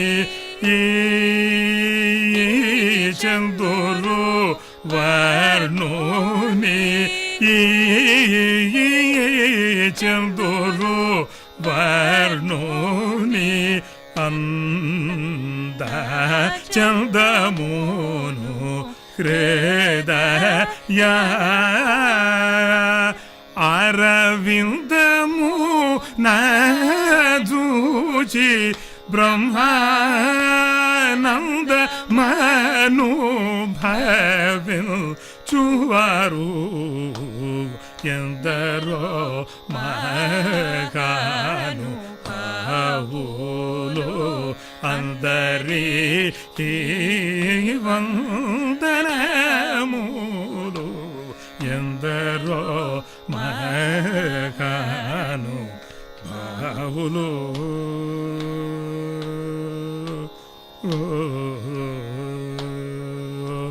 Samagana manasi jala వన్యధన్యమో ధన్యులెందరో మహాను భావులు మానసవన చరవర సంచారం నిలిపి మూర్తి వాగుగ పొడగనే వారెందరో మహాను భావులు సరగుణ పాదములకు స్వాంతమను సరోజమును సమర్పణము సేయువారెందరో మహాను భావులు పతిత పావనుడనే పరాత్పరుని గురించి పరమార్థమగు నిజ మార్గముతోను బాడు తును సల్లాపముతో స్వరలయాది రాగములు తెలియువారెందరో మహాను భావులు హరిగుణమణిమయ సరములు గళమున శోభిల్లు భక్త కోటులిలలో హరిగుణమణిమయ సరములు గళమున శోభిల్లు భక్త కోటులిలలో తెలివితో చెలిమితో కరుణ గల్గి జగమెల్లను సుధా దృష్టి చే బ్రోచువారెందరో మహాను భావులు కోయలు మీర నటను గల్గు సరసుని సదా కనులు చూచును పులక శరీరులయ్యానంద పయోధిని మగ్నులై ముదంబునను యశము గలవారెందరో మహాను భావులు పరమ భాగవతమౌ నివర శశి విభాకర సనక సనందన దిగీషసుర కిం పురుష కనక కశిపు సుత నారద తుంబురు పవన సూను బాలచంద్రధర శుక సరోజ భవ భూసురవరులు పరమ పావనులు ఘనులు శాశ్వతులు కమల భవ సుఖము సదా మువవులు గాక ఎందరో మహాను భావులు నీ మేను నామ వైభవం ఉలను నీ పరాక్రమ ధైర్యముల శాంత మానసము నీవులను వచన సత్యమును రఘువర నీ ఎడ సద్భక్తియుంచగను దుర్మతములను కల్ల చేసినటి నీ మది నెరింగి సంతతంబునను గుణ భజనానంద కీర్తనము సేయువారెందరో మహాను భావులు భాగవత రామాయణ గీతాది శృతి శాస్త్ర పురాణపు మర్మములన్ శివాది షణ్మతముల గూఢములన్ ముప్పది ముక్కోటి సుర తరంగముల భావం బులనెరిగి భావరాగలయాది సౌఖ్యముచే చిరాయువుల్ కలిగి నిరవధి సుఖాత్ములై త్యాగరాజాప్తులైన వారెందరో మహాను భావులు ప్రేమము ప్రీకోను వేళ నామమును తలచే వారు రామ భక్తుడైన త్యాగరాజను తూ నీకి నిజ దాసులైన వారెందరో మహాను భావులు అందరికీ వందనములు ఎందరో మహాను భావులు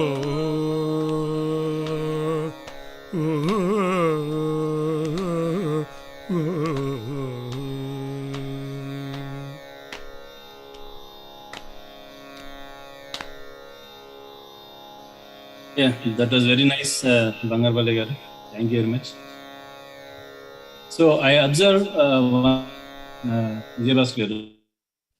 See, in many of the Kritis, the same line, whether you take Pallavi or Anupallavi or Charanam or how many Charanams there may be, instead of singing the lyric one time, they repeat it 2 times. But the interesting part is they sing it in different styles or tempos or different sangati. They call sangati. So, is there an expression on how to experience the rasa from the Sangati, or what is the importance of singing the same song and writing the same song or same lyric, same line in different Sangatis? What is the experience of the composer, or should be the experience of the presenter or the listener? Three aspects of it. Okay. So each Sangati is called as a Sanchari Bhava. Sanchari Bhava is something which is slightly different from Sthayi Bhavam, but adds a beautiful side shade to that. Okay. And I'll tell you one thing. Okay, there are great people who sing Kirti with great Sanchari Bhavas. Okay. But when they sing Raga, for example, they may not sing it with the same Sthayi Bhavam of the Kriti. The Raga they sing may have a different shade of color than the Sthayi Bhavam of the Kriti. It's happened several times. But greater artists, what they do is, they keep the Sthayi Bhavam of the Kriti in their mind and then they sing the Raga. You know what happens? The same shade will continue from Raga to the Kriti. Okay? So it has a unifying effect and magnifying effect of the Sthayi Bhava. Okay? But then the toughest part is when they are singing Manodharma or Swara Prastaram, most 99.9% of the people, when they sing Swaras or do Swara Prastaram, it is the mathematics that comes out of it. Okay, it is the mathematical brilliance of the Swaras, Tala, Laya, all those things come up. Okay. But as I said, I am very greedy. Okay. I want to have some rendering where even the Swara Prastara is aligned with the Kriti. Okay, then the kind of joy that you get is unimaginable. Okay, I experienced this. Okay, again, each Swara will be a Sanchari Bhava.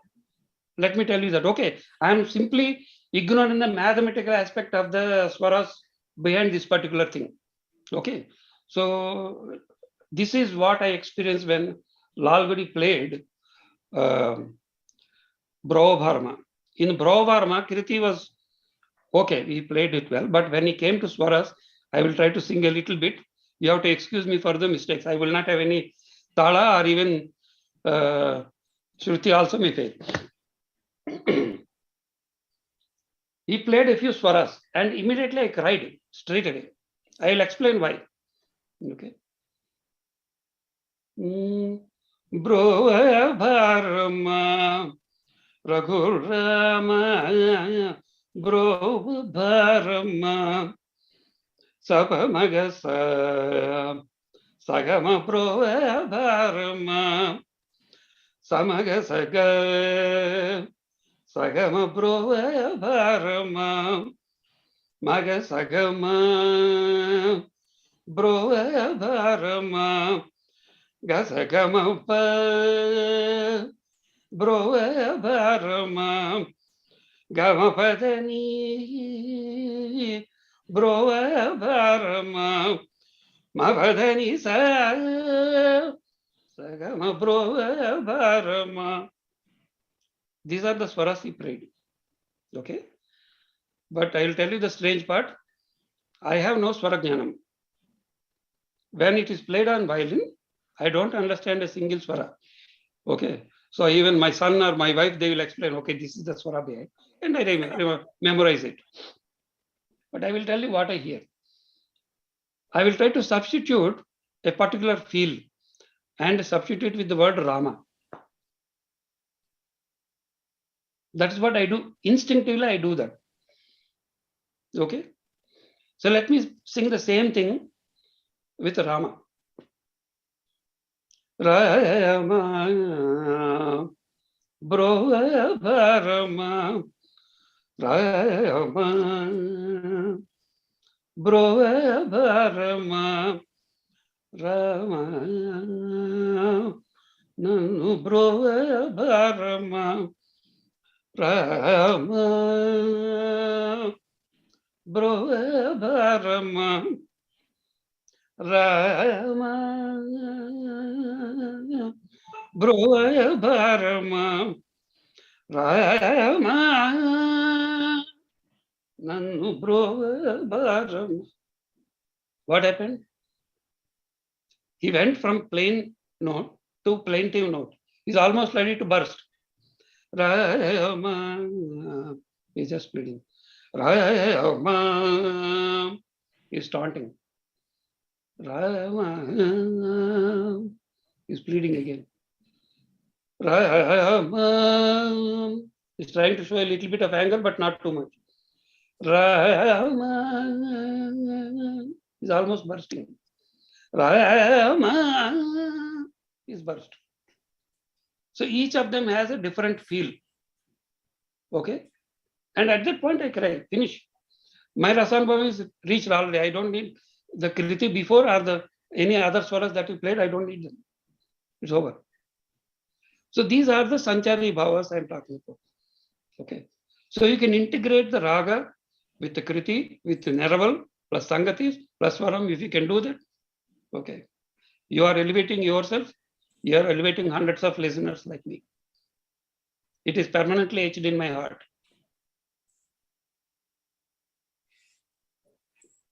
Yeah. So you are listening it as a Padavarnam Chattaswarams. I made it a habit to listen to any Swaram.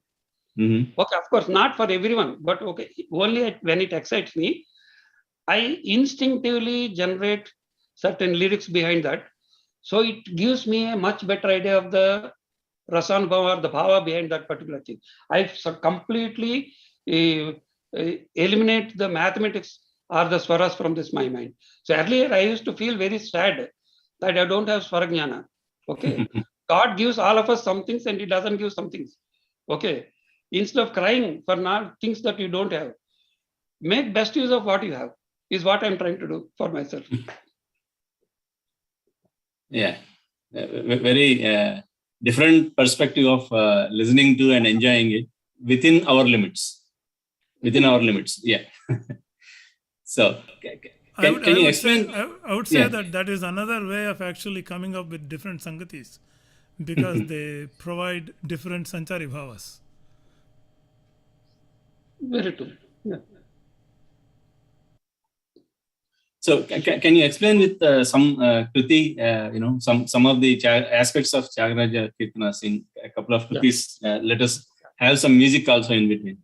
Sure. Okay. Yeah. Now, so far we are focusing more on the musical beauty. Okay. But I want to talk about the poetic beauty of tyAgarAja Kritis. There are some songs which are mind-blowing when you try to really get into the true meaning and the feeling behind this one. Okay. One such Kriti I would like to talk about is Manamu Leda. Okay. Manamu Leda is a Kriti which, of course, I like Hamir Kalyani Raga very much, but the lyrical aspects completely dominate the musical aspect of the Kriti. Okay. I will tell you why. Okay. So when you look at the meaning of the word Manamu Leda in Telugu, Manamu can have multiple meanings. Okay. One meaning can be that, okay, have you no shame? Okay. Or you can also mean have you no self-respect? There are two meanings which are coming up. It's like he's taunting Rama, saying, Manamu Leda. What is this? Okay, is he angry with Rama? Possibly, yes. And then immediately he says, Tanavadani Abhimanamu Leda. Abhimanamu means love. Don't you have love for me as I am one of your persons? So these two are two different contrasting feelings. One is a taunt, other one is a request. Okay.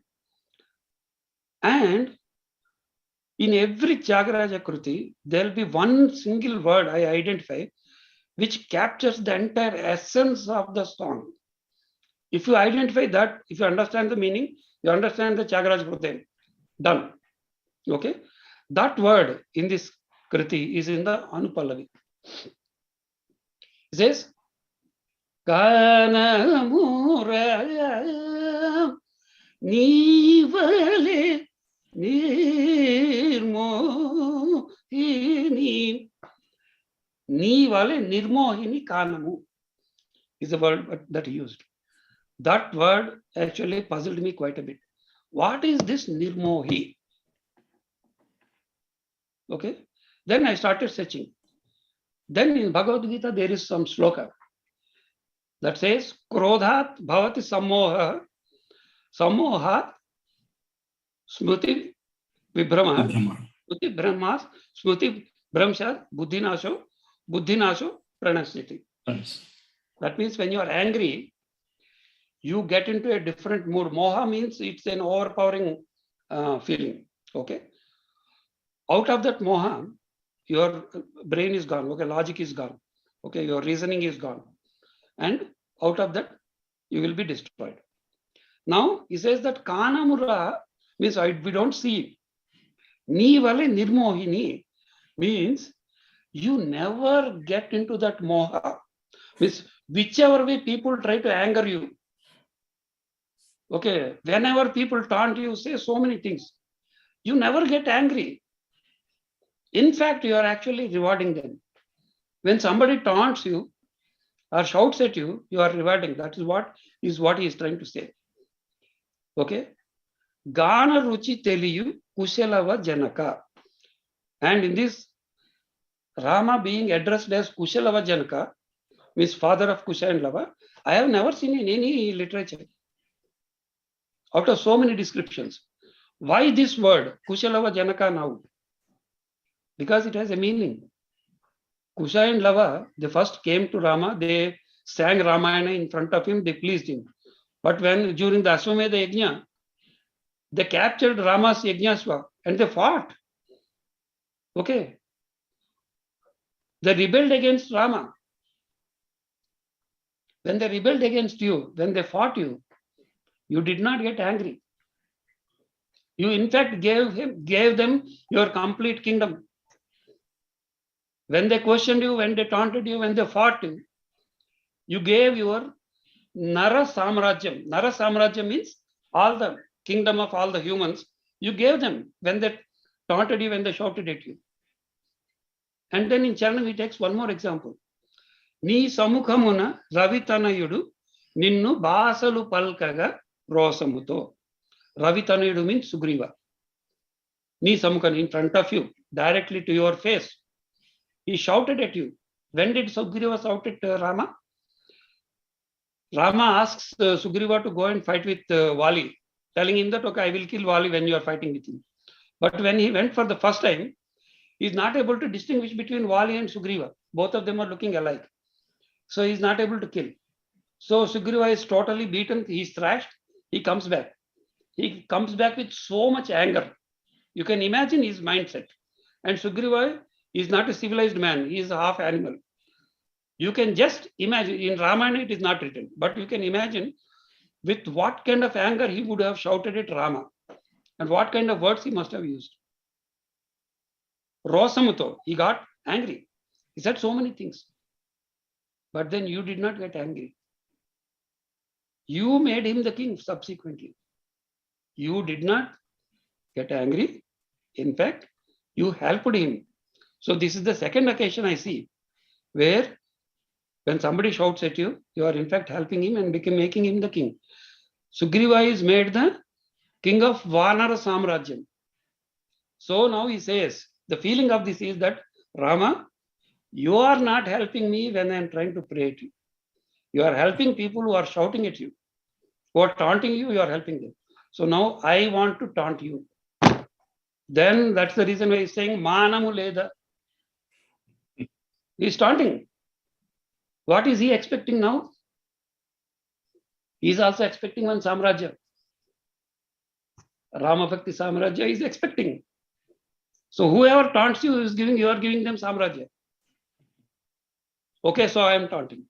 So it is such a taunt, which is such a beautiful raga in such a beautiful way that it has to melt the heart of Rama. Okay, so this you can understand only when you get into the lyrics and the feel. And also the context. Context, okay. Yeah. So context is the biggest contributing factor for the Rasanbhav. Not even raga, not even lyrics. If somebody who doesn't know Ramayana reads this lyrics, he has absolutely no idea of what tyAgarAja is trying to say. Okay. Yeah, can somebody please sing Manamu Leda? Yes, sir.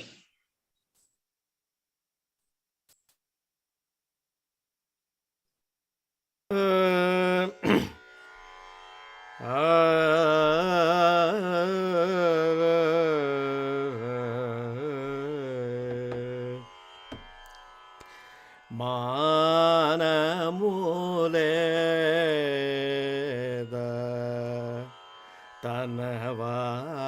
తనవాడని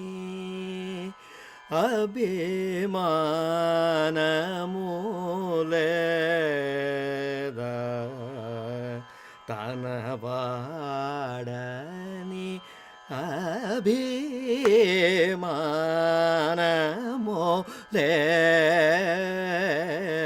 అభిమానములేదా తనవాడని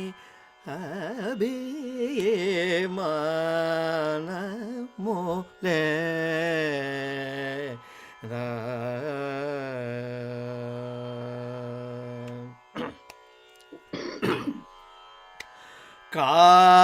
కానమురా మీవలే నిర్మోహిని కానమురా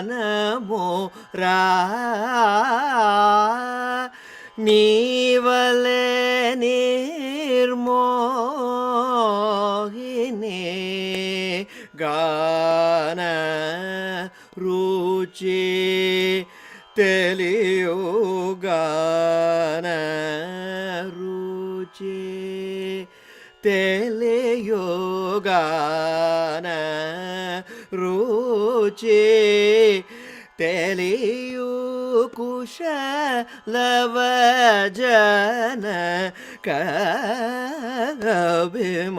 కభిమానము లేదా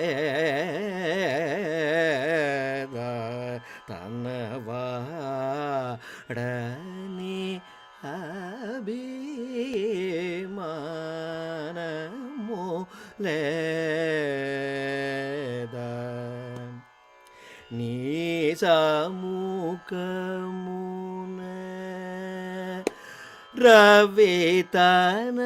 రవితనయుడు నిన్ను బాసలో బల్కగా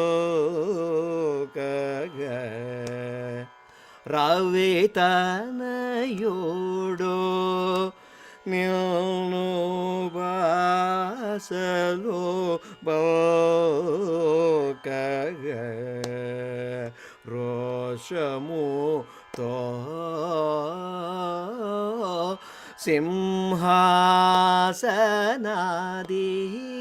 సింహాసనాధిపతి చేసిన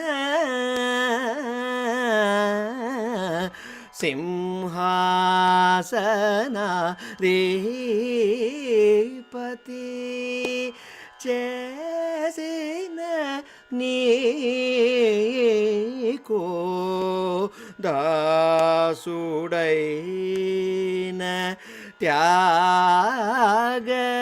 tyAgarAja కరార్చిత అభిమానము లేదా తనవాడని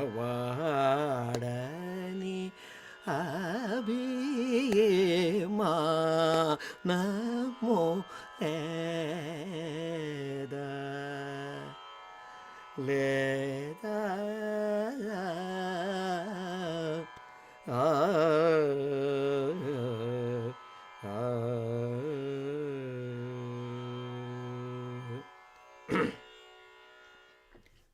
It was, Thank you, sir.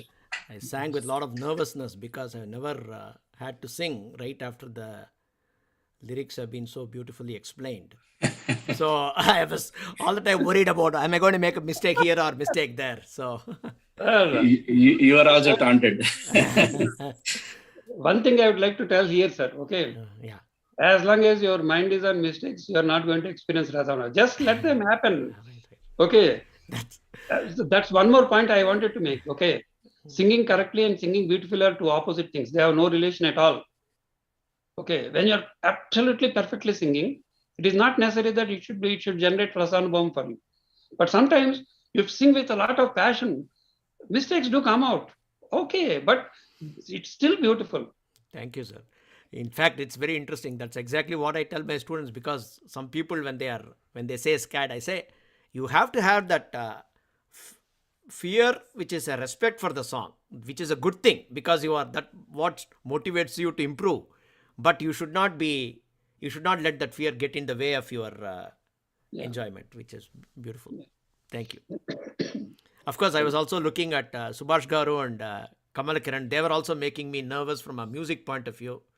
You are I'm looking at you, are making me nervous from a lyrics point of view. But anyway, of course, I'm among all friends and family, so I feel very comfortable. Thank you. Thank you. Sivakumar, the way that Sri Vijayabhaskar Garu explained, the way you sang, both are safe. True, sir. It's a favorite song. I was so surprised to see that listed. I can also see MSG Sangati. I learned. See, unlike Lalgudi Jayaraman, whose example Sri Vijayabhaskar Garu gave, who brings out a lot of lyrical beauty in the way he plays. M.S. Gopalakrishnan is not known for that, but this particular song, he kind of patented that by his unique playing style. Yeah. And I was so surprised to see, because in the few songs that Venkat Garu listed, I saw this and immediately said, okay, if nobody else is singing, I'm claiming it. Of course, we always try to encourage the younger generation, and that's because they are the ones who are going to carry our music forward. So now that you made a very interesting point here. See, when I try to understand the lyrics, there are two musicians who helped me understand the lyrics and the importance.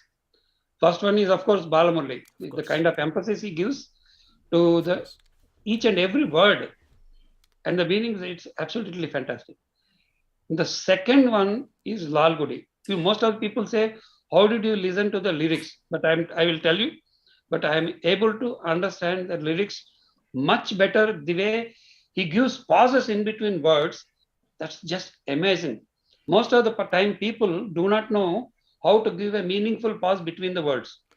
Okay. Exactly. In fact, I tried to do that. Okay. That pause is actually going to kill you. Okay. So those are the things I learned to appreciate and enjoy from Lalgudi. Apart from, of course, the Sangatis. Okay. Shall we take one? Yes, Ingoga, one or two kritis. We need more music. Okay. We'll take one more kriti. Manasa Marjamemi. Okay. This is again a kriti which is highly context dependent.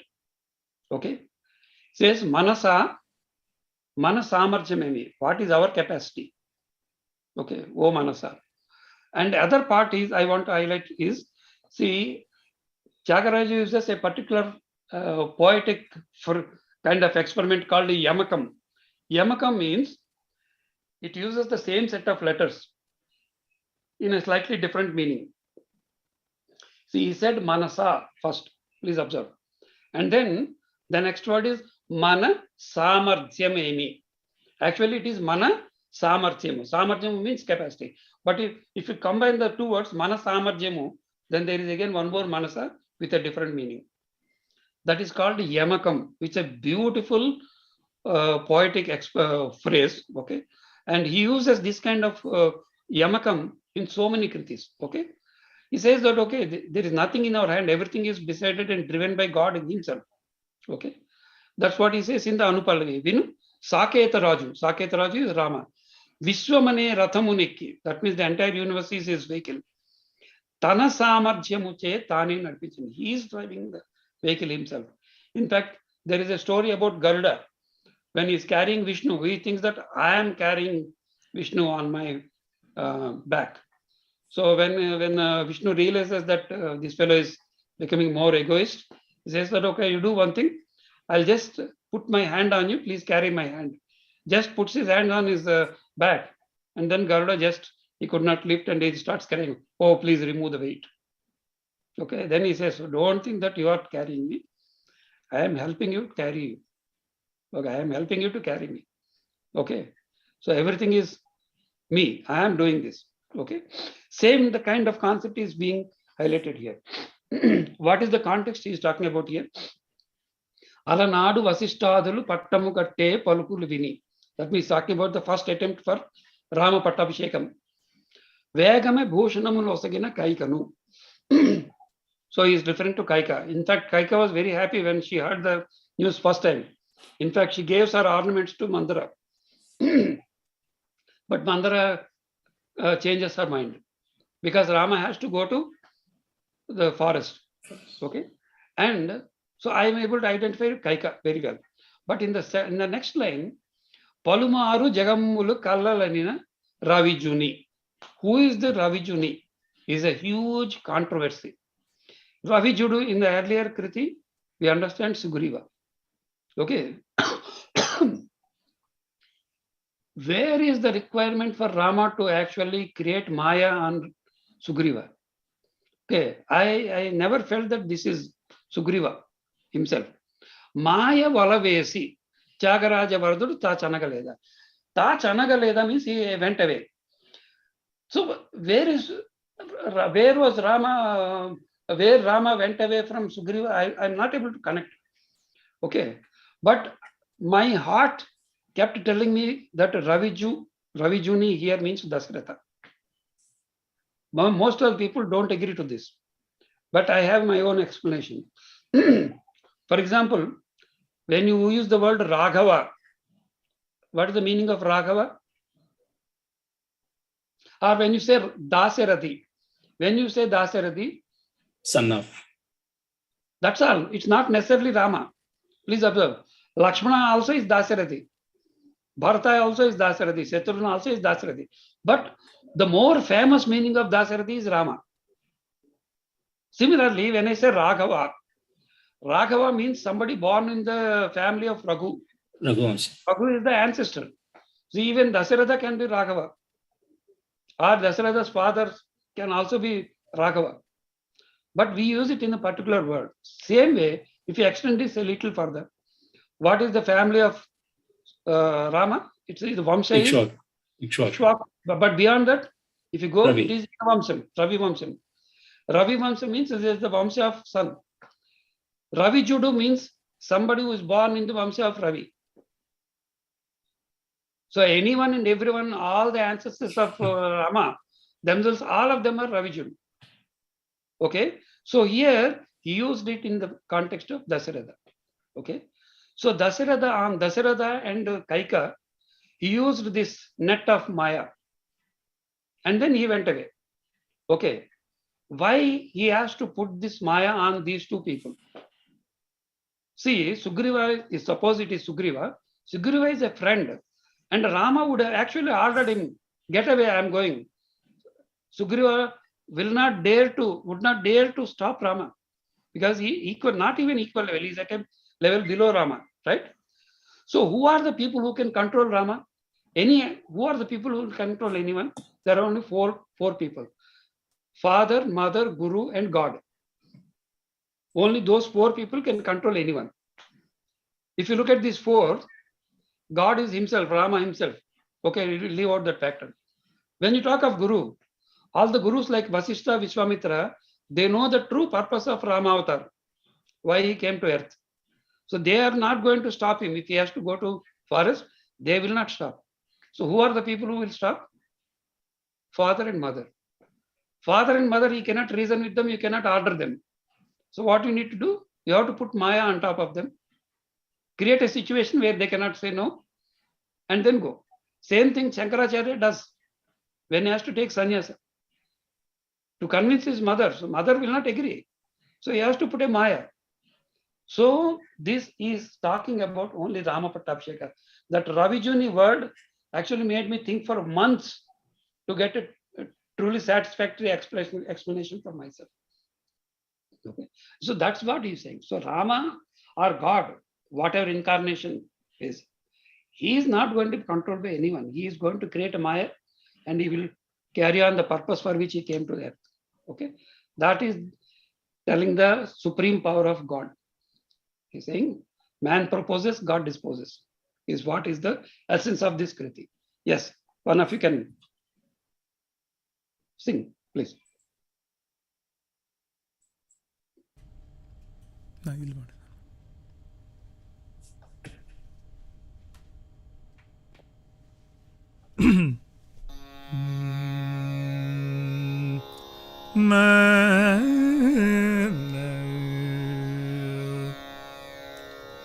Manasa, manasa, manasa, manasa, manasa, manasa, mathyamemi, wo, manasa, manasa, mathyamemi, wo,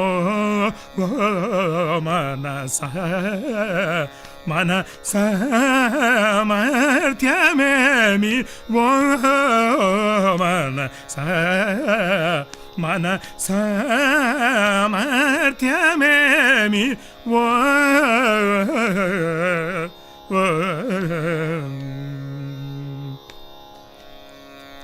vinu saketa raju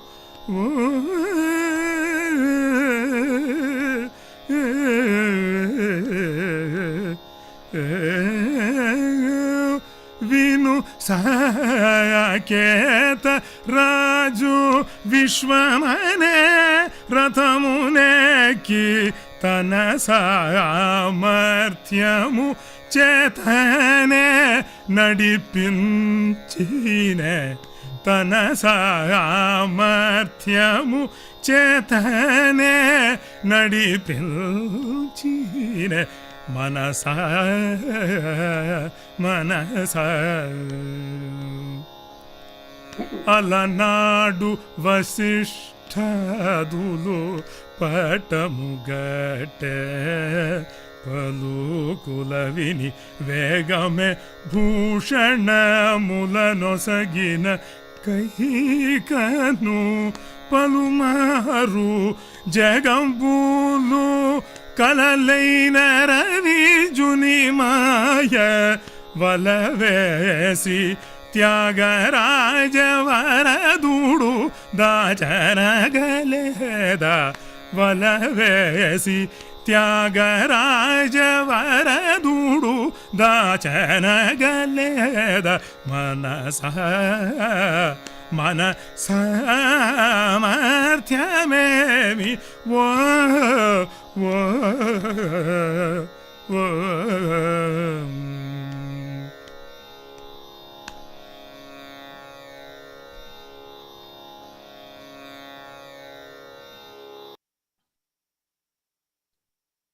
Yes, sir. Do we have time?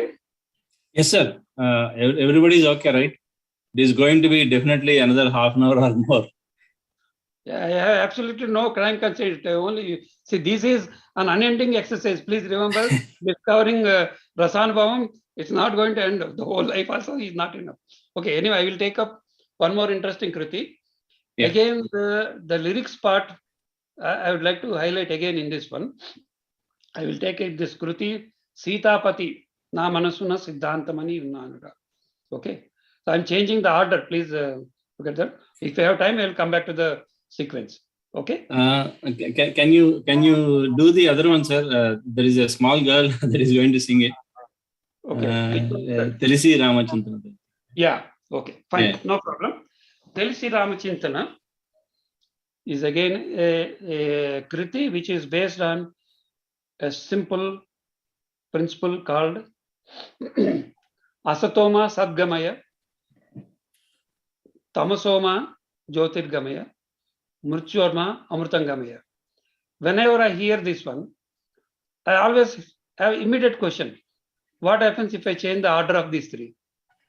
Can I say Murchyorma Amrutangamaya, then Tamasoma Jyotirgamaya, then Asatoma Sadgamaya? No. He's actually talking about a particular sequence which has a meaning. The first thing what he says is, see, we are not going, Sat means the God, Paramatma, okay? Asatoma Sadgamaya means He's telling that you are not traveling towards God. You are actually going away from God. Don't go away from God. Turn, change your direction, and start walking towards God. So you have to go towards God, Sadgamaya. So when you start walk, so as you walk away from God, you are getting into the darkness. Okay. So once you start changing the direction, okay, when you start walking further, you will go away from darkness to light. That is the first thing. Next thing that will happen, that is Tamasoma Jyotirgamaya, means you will walk out of darkness into the light. If you continue further, you will go beyond death. You will go to a permanent state of enjoyment or permanent state of being. Okay. So there is a sequence which is very, very important here. Okay. That's the point I was just trying to make here again. Okay. So now look at this one. There are 3 charanams. All these 3 charanams are Astoma Sadgamaya, Tamsoma Jyotirgamaya, Nuchama Amitangamaya. And within this one, in the Pallavi, he has one more saying, Telisi Rama Chintanato. That means Telisi, you should know when you say the word Rama, what is there in your mind. Rama has multiple meanings. Okay. So there are 4 sayings again, which will represent the essence of all Upanishads. Chesi Tirali means you shall do, which is Karma Yoga. Okay. Telisi Cheyali, you should know and then do it. That is Jnana Yoga. Third one. Okay.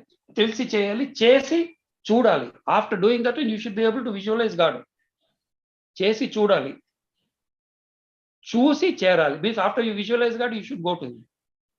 These are 4 different stages. All Upanishad essence is this.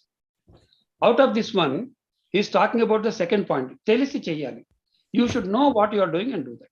And to do that, Talapulanni Nilipi. No, Telisi Ram Chintana is going on right now. Okay. Talapulanni Nilipi Nimushamayana. Unless you are able to keep your mind steady, you will not be able to do the Nama Chintana. Okay. In fact, Manasa Vanacharvara Sancharam also is referring to the same thing. Okay. And in the first charanam, you know what he's saying? Rama. Yana Chapalakshal Peru. Rama has 2 meanings. Rama means lady. Rama means God Rama. So when you are saying, closing your eyes, saying Rama, Rama, Rama, Rama, what is it that you have in your mind? It is the lady's beauty or Rama's beauty. Okay. Ladies want Kama. When you think of Rama, the Paramatma, you are actually going out of the all this Janana Marana Chakra. Okay. So that is telling that, okay, instead of going towards Rama, the lady, you turn and walk towards Rama, the God. That is Asatoma Sadgamaya. Then the second one, he talks about Arka Manuchu Jilledu Pero. Arka means Jilledu, I don't know what we call it in English. You can, anyone can tell me? Okay, it's a particular leaf. Okay. Pardon? Some kind of poisonous. Yeah. So when you say Arka, you should be actually focusing on sun god, not on these poisonous leaves. Okay.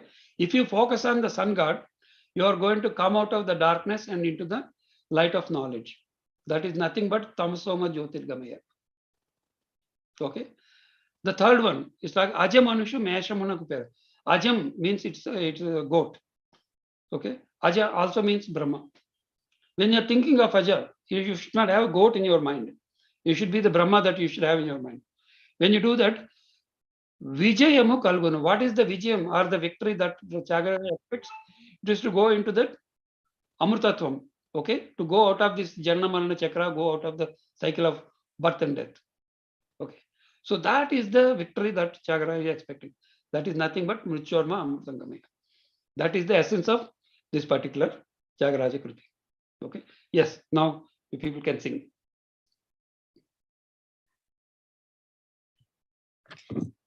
Telisi Rama Chintanato Namamu Telisi Rama Chintanato Namamu Telisi Rama Chintanato Namamu రామచింతనతో నామము తెలిసి రామచింతనతో నామము సేయవే ఓ మనసా తెలిసి రామా తలపులన్నీ నిలిపి నిమిషమైన తలపులన్నీ నిలిపి నిమిషమైన తలపులన్నీ నిలిపి నిమిషమైన తారకరూపుని నిజ తద్వములను తారకరూపుని నిజ తద్వములను రీ రి గమ పమ గమ రే సరి ని పరి సాని సరి గమ రి పమ పద న పమ ప గమ రి ని సరి గమ పమ గమ ప న గమ ప రి రి గమ పమ న ప సాని పరి సాని పమ రి గమ పమ ద ప రి సరి గమ రి రి సమ గమ పమ గమ రి స రి సాని ప ని పరి సాని పమ గమ రి ని స తెలిసి రామచింతనతో నామము సేయవే ఓ మనసా తెలిసి రామాయణ చపలాక్షుల పేరు అమాదుల కోరు వారు వేరు రామాయణ బ్రహ్మమునకు పేరు మానవ జననార్థుల ధీరు మానవ జననార్థుల ధీరు రి గమ పమ గమ రి సరి ని పరి సాని సరి గమ రి పమ పద న పమ ప గమ రి ని సరి గమ పమ గమ ప న మ ప రి గమ పమ ద ప సాని పరి సాని పమ రి గమ పమ ద ప రి సరి గమ రి సమ గమ పమ గమ రి స రి సాని ప ని పరి సాని పమ గమ రి ని స తెలిసి రామచింతనతో నామము సేయవే ఓ మనసా తెలిసి రామా. Thank you.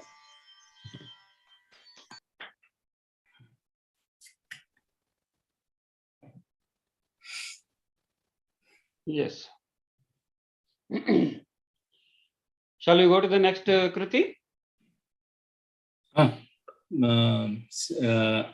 అంతేనే అనాథనగాను that would be better because if you would like the other Kruti also you can explain. There's no problem. Okay, I think we will just explain and then move forward. Yeah. Okay. Yeah. Sitapati is what I wanted to just explain. Okay.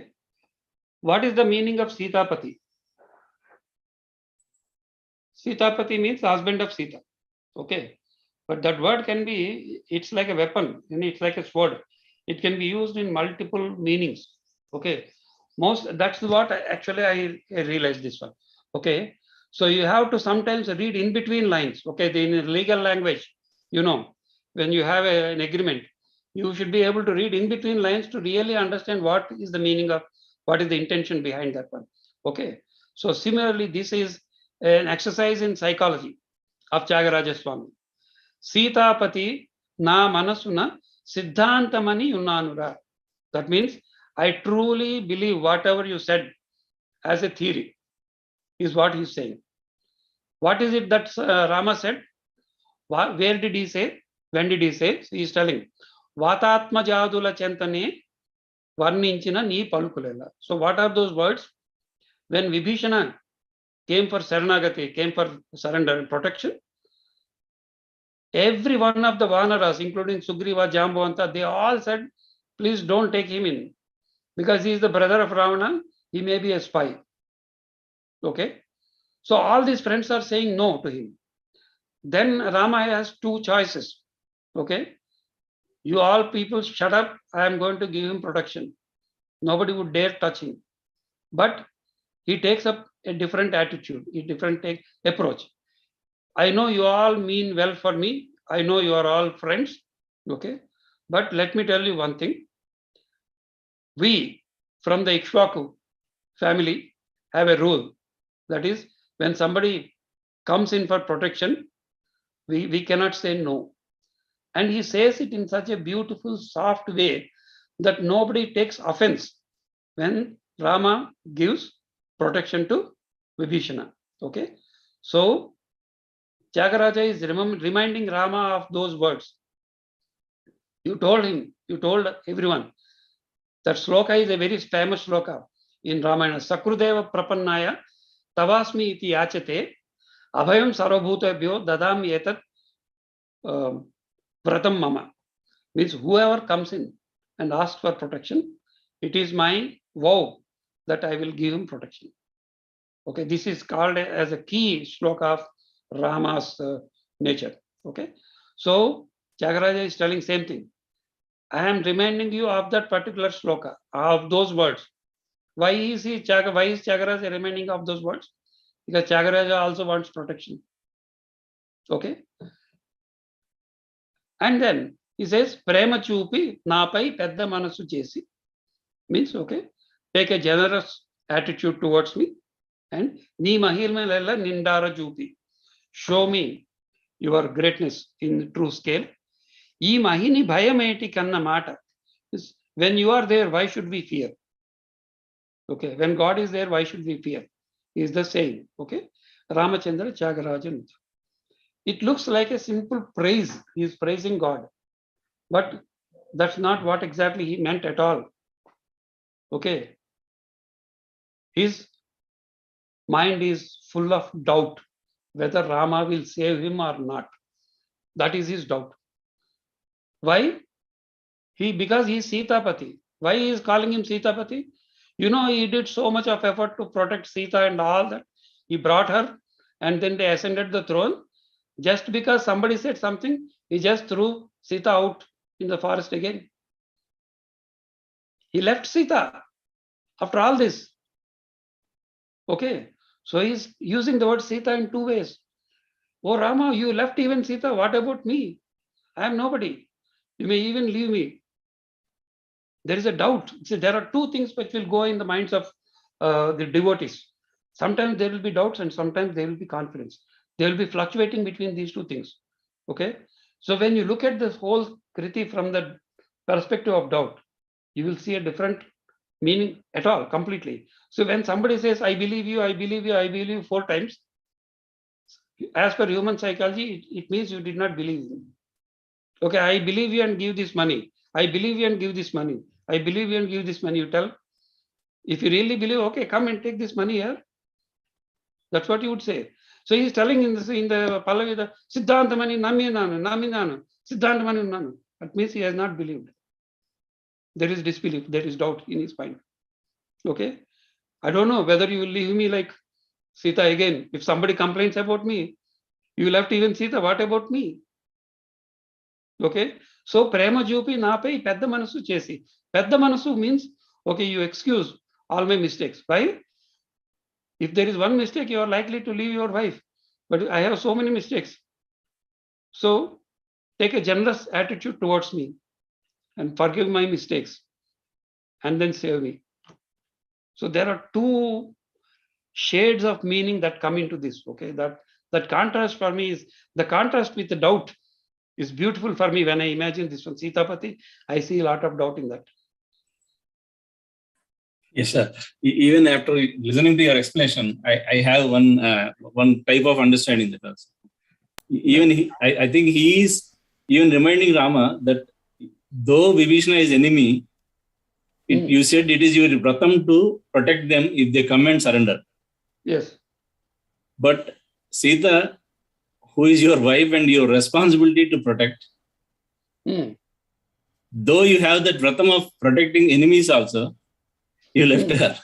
So it is even more powerful reminder. Yeah, so That's why I look at it. Save me or not? Is that he is expressing doubt. Yeah. Okay. When he is saying Sitapati, that word itself is like a weapon. I said it is like a arrow with which he is hitting the Rama's heart. Oh Sitapati, please save me, please don't leave me, is what he is saying. So in this topic, this is slightly less about tyAgaRaja, more about Rama. I get hit with this question about how could Rama let Sita go to forest, and why did he not protect her? I mean, many people, and particularly some women, have thrown this at me saying, Rama is not a good husband because he banished Sita to the forest. My answer is, he considered his duty to his subjects higher than his family duties and his duty to his wife. Do you agree with that? See, Rama's doings are beyond our contemplation. Okay. It does not matter. And because Rama, whatever he does, okay, our analysis capacity is not enough to identify and understand. So there is a kriti. In fact, I explained in my previous lecture. Vacham agocharame. Vacham agocharame manasa. Varnimpa tarama Rama mahima. We have our limited knowledge and limited framework within which you cannot bind God. Okay. So at a normal human level, you may think it is unfair, but there are multiple levels to dharma. Okay. So that goes back to the saying that Ramo Vigrahavan Dharmaha. Ramo Vigrahavan Dharmaha. Okay. Yeah, that's what Maricha actually says to Ravana. Yes.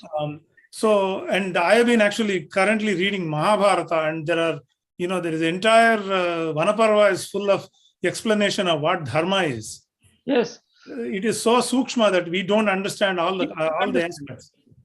There are so many things that one has to understand before one can start commenting on dharma. Okay. So. And also some experts who have studied and analyzed all these years, they say it's not that just one of the persons who said against Sita and Rama. It's only the indication that what the people in general are thinking and trying to say. He cannot name all the hundreds and thousands of people who are discussing about this topic. So he indicated with one character that somebody is saying like this, so please be careful, kind of. That is also one explanation. Because you see, we can say Duryodhana's brothers, but not every time you name all the 100 people, right? Throughout the stanzas. After this profound discussion, I have to say something for Kamalakiran. You said that he expresses, even though he says outwardly, he seems to be sure, there is a lot of doubt he is expressing. It is like when you make a statement with a lot of commas, you express doubt. Yes. Yeah. Kamalakiran, this is even in the Gajendra Mokshanam story, the Gajendra, when he is praying to God, in Telugu Bhagavata, there is a slokam, there is a padyam. It says, Kaladu Kalandaniwadu, Kalado Ledo. There are so many people say that he is there, he is there, he is there. Does he really exist? Is the doubt you start getting in your mind. Yeah. Okay, you always go through the doubt and clarity. You'll be oscillating between them. Yeah, Tukaram also wrote those kind of stanzas. Questioning the existence, whether you are there or not. Right. Yeah. So let's move to the Anathudan Ganu. Okay, sir. Okay. Anathudan Ganu. What is the sthai bhav behind this? Can anyone tell me? What do you think is the basic feeling behind this one? So when Rama is dwelling in the heart of tyAgaRaja, why should he feel another? He is with Lord Rama, so he is not another. No. That's okay. I'm telling about the rasa. Basic rasa behind this is hasya rasa. He is actually joking with Rama. He is making fun of Rama. Okay. So he says that I am not anatha. Okay. I am not an orphan. Yeah. Oh Rama, I am not orphan. Okay. In fact, you are the orphan. Why?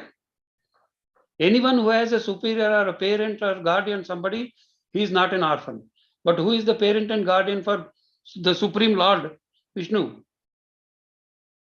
He has no parents, no birth, no death.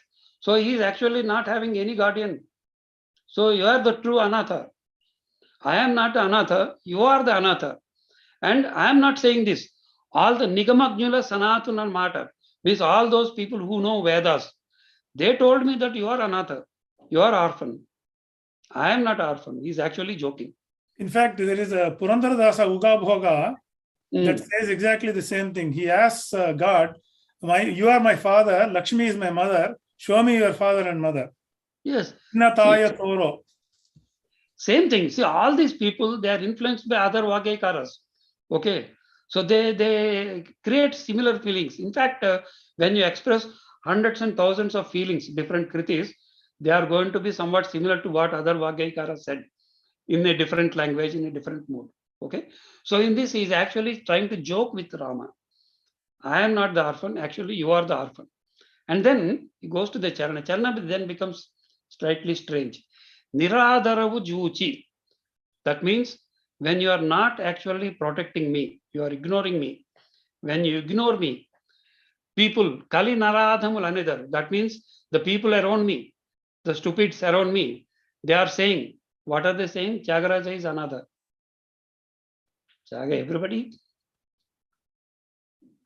Everybody around tyAgarAja is saying that tyAgarAja is another. Because Rama is not saving him. His brother has stopped bothering about him. And he does not go to kings. So who will protect Rama? Who will protect tyAgarAja? So everybody around me is saying that tyAgarAja is an orphan. But Purana Purusha, Puraripunuta means praised by Lord Shiva. Nagarat Sena, this is again a double-edged sword. Nagarat Sena, oh, somebody who is sleeping happily when I am crying like this, you are happily sleeping on Adisesha.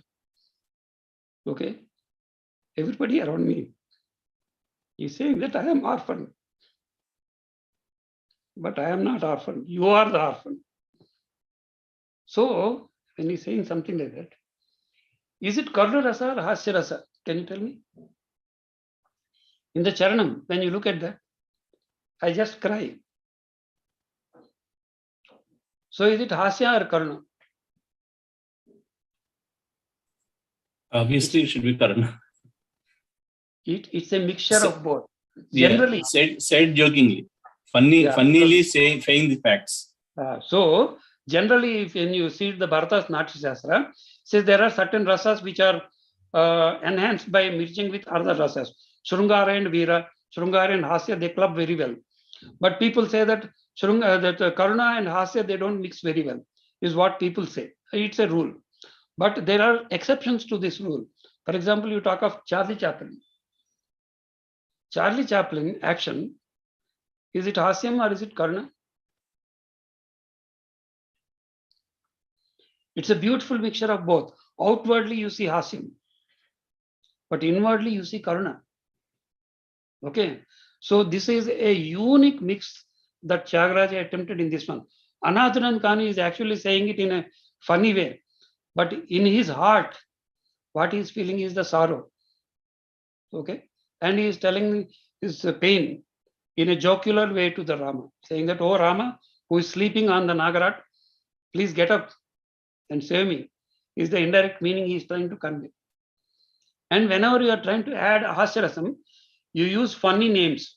Please observe the name of this raga, Jingla. I feel like laughing at the name of the raga when I listen to the name. Okay. So outwardly it is Hasyarasa, but inside it is Karnarasa. That way it is a very beautiful and powerful combination. Okay. So if one of you can sing, then please try this. It's a small kriti.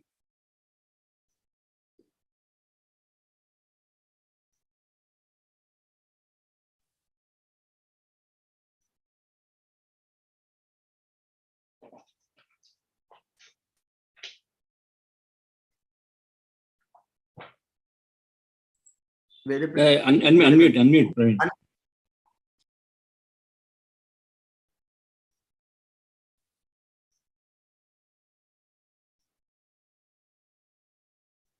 We can't hear. I think you're unmuted, but we can't hear. Because start there, Kadu, unmute chesadu, but వినిపించటం. Check the settings. That may be 0 for the mic. Just if you have an external mic, just check your input and output.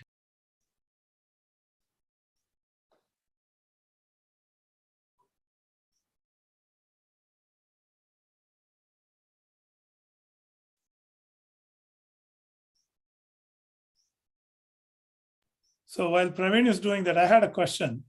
Yes. Is Nagarat a Telugu word? Because it's actually a Sanskrit word, and lot of people don't know that the root word for Raja is Rat in Sanskrit. Yes. It's a Sanskrit word. Nagarat Sena is somebody who is sleeping on the snake king. It's interesting that tyAgaRaja has used it in that form, because typically in southern Indian languages we use Nagaraja. Yes. Yeah, but Nagarat Shayana, because of the mixture, the Sandhi, he has to use that way. Nagarat Shayana. Yeah, Nagaraja Shayana. Nagaraja Shayana, but to make it into the lyrics, Nagarat Shayana. Yeah, I mean, he would have used it for Chandas, but then Sandhi. Yeah. Yeah. Is it audible now? tyAgaRaja. Yeah. Yeah. Yeah, Praveen, audible. Yeah, we'll continue. Anadhudan kan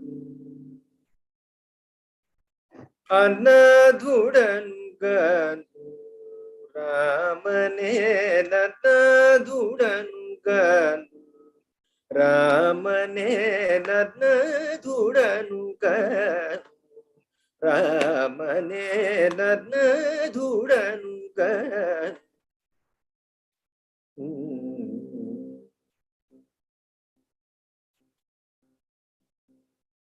Anadhudavu nivani nigamajunu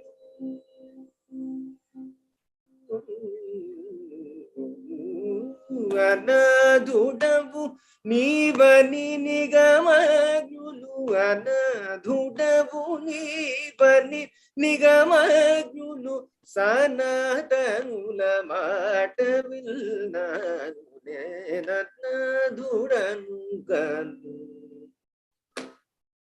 Anadhudavu nivani nigamajulu Sanatanula mata vilnanu Nenadhudanu ganu Ramane Nadhudanu ganu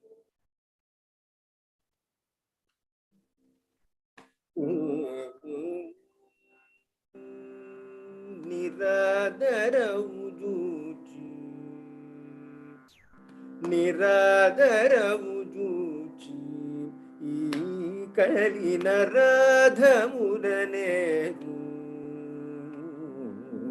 నిరాదరవు జూచి ఈ కలిన రాధములనేరు పురాణ పురుష పురరిపునుతనాగరాక్షయన tyAgarAjanతనే నద్నాధుడను గను పురాణ పురుష పురరిపునుతనాగరాక్షయన tyAgarAjanతనే నద్నాధుడను గను Ramane Nadhudanu ganu Ramane Nadhudanu ganu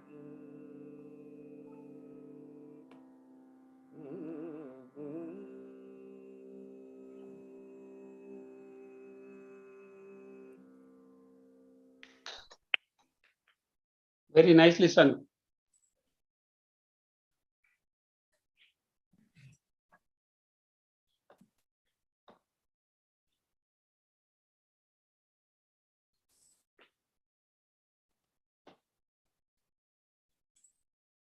So if you have other Kirtana, then let us complete that and then discuss a few points. Okay.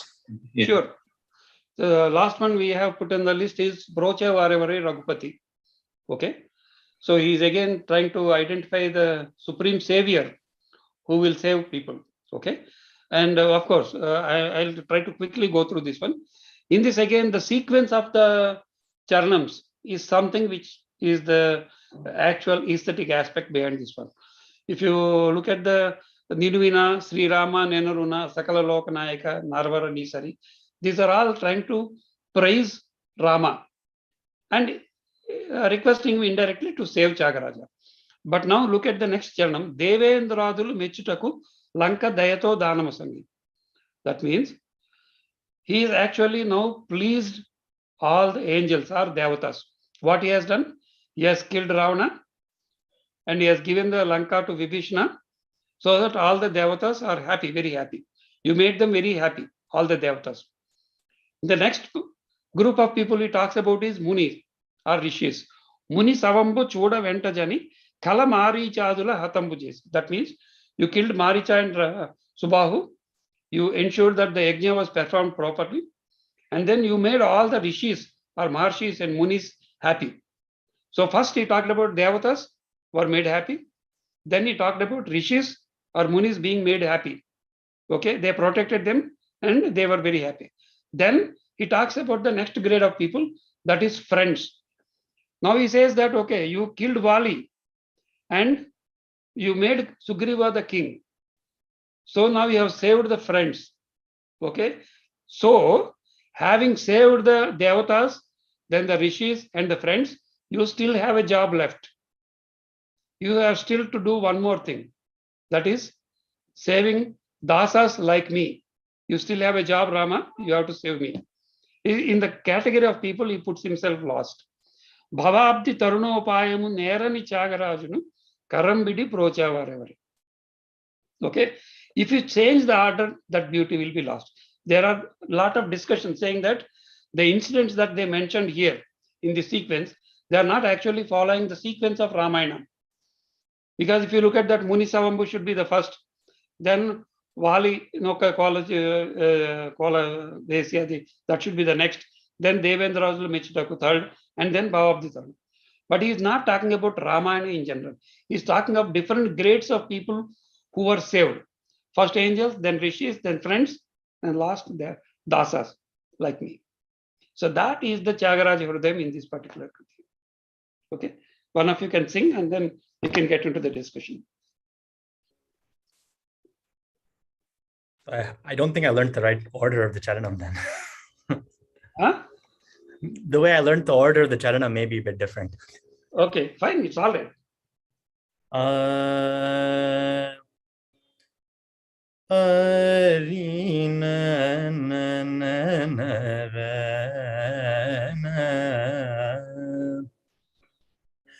Broche vare bare Raghupate broche vare bare Raghupate broche vare bare Raghupate broche vare bare Raghupate broche vare bare Ninnu vina broche vare bare Ninnu vina broche vare bare Sri Rama nenaruna broche vare bare Sri Rama nenaruna broche vare bare Sakala Lokanayaka broche vare vare Sakala Lokanayaka broche vare vare Naravarani sari broche vare vare Naravarani sari broche vare vare Raghupate broche vare vare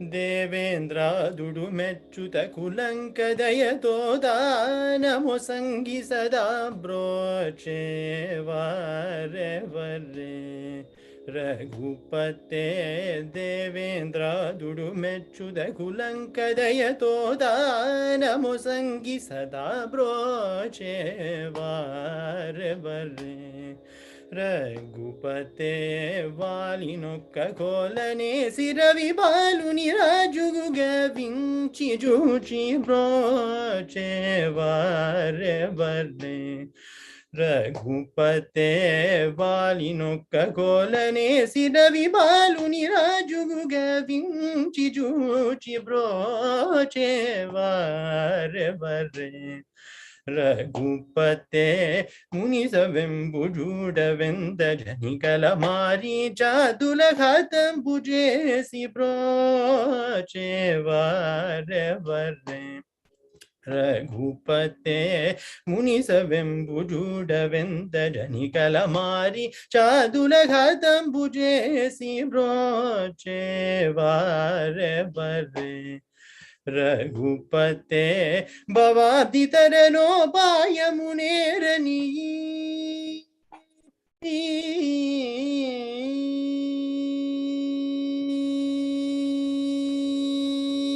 ಭವಾದಿತರನೋಪಾಯ ಮುನೇರನಿ ತ್ಯಾಗರಾಜುನಿ ಕರಂಬಿದಿ ಬ್ರೋಚೆ ವಾರೆ ವರ್ರೆ ರಘುಪತೆ ಭವಾದಿತರನೋಪಾಯ ಮುನೇರನಿ ತ್ಯಾಗರಾಜುನಿ ಕರಂಬಿದಿ ಬ್ರೋಚೆ ವಾರೆ ವರ್ರೆ ರಘುಪತೆ ಬ್ರೋಚೆ ವಾರೆ ವರ್ರೆ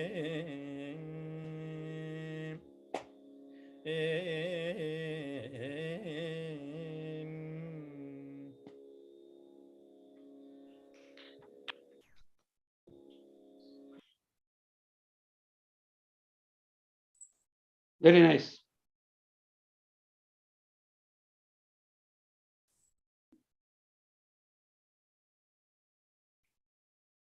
Yes, sir. Yeah. Lalita garu. Yeah. Artists select a line from the composition and sing it in their own creative sangatis in the same raga known as Nerval or Vistara. So, what is the rasanubhavam for the listener in this? In fact, Nerval is the place where rasa is generated. As I said, you have to churn the heart of the listener. Okay. So, in each sangati, you are going to show a different shade of the feeling. So, when the different shades are, actually, you have to structure them. Nerval can be done beautifully or Nerval can be done poorly. Please remember, I put the Nerval like, see, each sangati is presenting one bhava, is like a flower. Imagine, okay? You have X number of roses, X number of the other flowers. When you want to create a garland out of that, you particularly follow a sequence to create beauty. If you change the order, it looks the same, garland looks ugly. Same way, Nerval has a feel factor behind it. It's not about, Nerval is not about raga, Nerval is not about maths. Please understand this part. Nerval has to be about aesthetics. Okay. If you sing like that, you are going to create amazing feeling. Ultimately, listeners like me will remember only Nerval. I don't remember the entire kriti in my mind. Nerval, what a Nerval, yeah. Okay, what a sangati is what I will carry back. And I will, after so many years, I listened to the Paramatmudu of Balamurli, the kind of sing the Nerval he has done. It's still there in my mind, just like that. I listened to it in 1983. I'm still carrying that. Okay.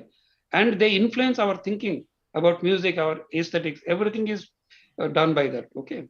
Of course, I am not saying the raga singing cannot do that. For example, you talk about Hindustani people, they simply play raga. But that's going to create such an amazing feeling of aesthetic experience.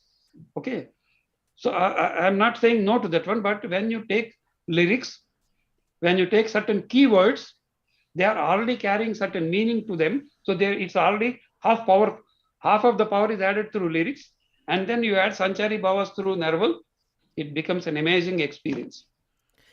They always say in the Manodharmam, Ragalapana, Swarakalpana, Neraval. Neraval is the hardest for people who are attempting Manodharmam. They say that, you have to really get good at other forms of Manodharmam before you even attempt Neraval. Absolutely. Yeah. Absolutely. Also, our music is, Bhakti Pradhanam. It is used to propagate Dharma. So, Neraval is a way of reaching the heart of the audience through the lyrics than simply the sonas in the raga or in the prasthanams. It's a beautiful mixture. It will be difficult for me to say the lyrics is more important or the sangatis are more important, but the combination is more important. That's what I would like to say there. And you have to sequence the sangatis. For example, when I talk of Karunarasa, okay, you are trying to plead, okay. Sometime in between you can get angry also. So there can be one shade of anger in one sangati. But if you play 4 sangatis with the shade of anger, then what happens? The saiba of Karunarasa is gone. Right? Yeah. So you show a shade, different shade, you come back to the basic sangati again. So I will simply sing 4 words, okay, in a kriti to show how the Sanchari Bhava can be created. Okay. In a Maravairi kriti, I'll talk about only the end part. Okay. Again, I've seen so many people do this kind of this one. Maravairi Ramani Manjubhashini Ambav Maravairi Ramani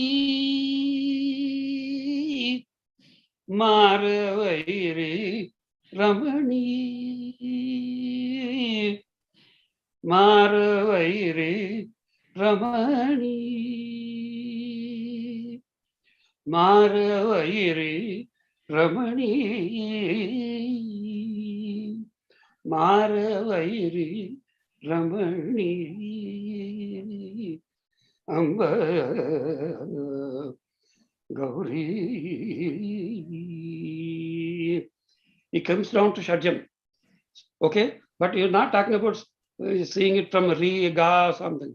So when he's saying Maravairi Ramani in the peak, is actually emotional. And slowly in each sangati, you can see the emotion coming down. Each sangati, the emotion becomes less. It becomes more and more calm, more and more calm. And at the end of the last one, he comes into the Adhar Shadjam and becomes totally calm. That is Shantarasa. Okay. If you change the sequence, what happens if you end with the Marvari at the peak? You are not going to get the Shantarasa. See, in all other rasas, you can leave it at the peak. Okay, that is called a rasa siddhi in all other rasas, but not in Shantarasa. Okay, so you have to know what is the basic rasa in a particular kriti and how we are going to actually externalize it. So these are the tricks. Okay, I think we have to observe the great musicians do that. Okay, and learn from that. Okay, it's not about just learning the notation and singing. It's about why a certain thing appears magical. Okay, so I had this analysis. I have a simple saying: music plus logic is magic. Okay, I logically analyze music, and the experience I get is magical.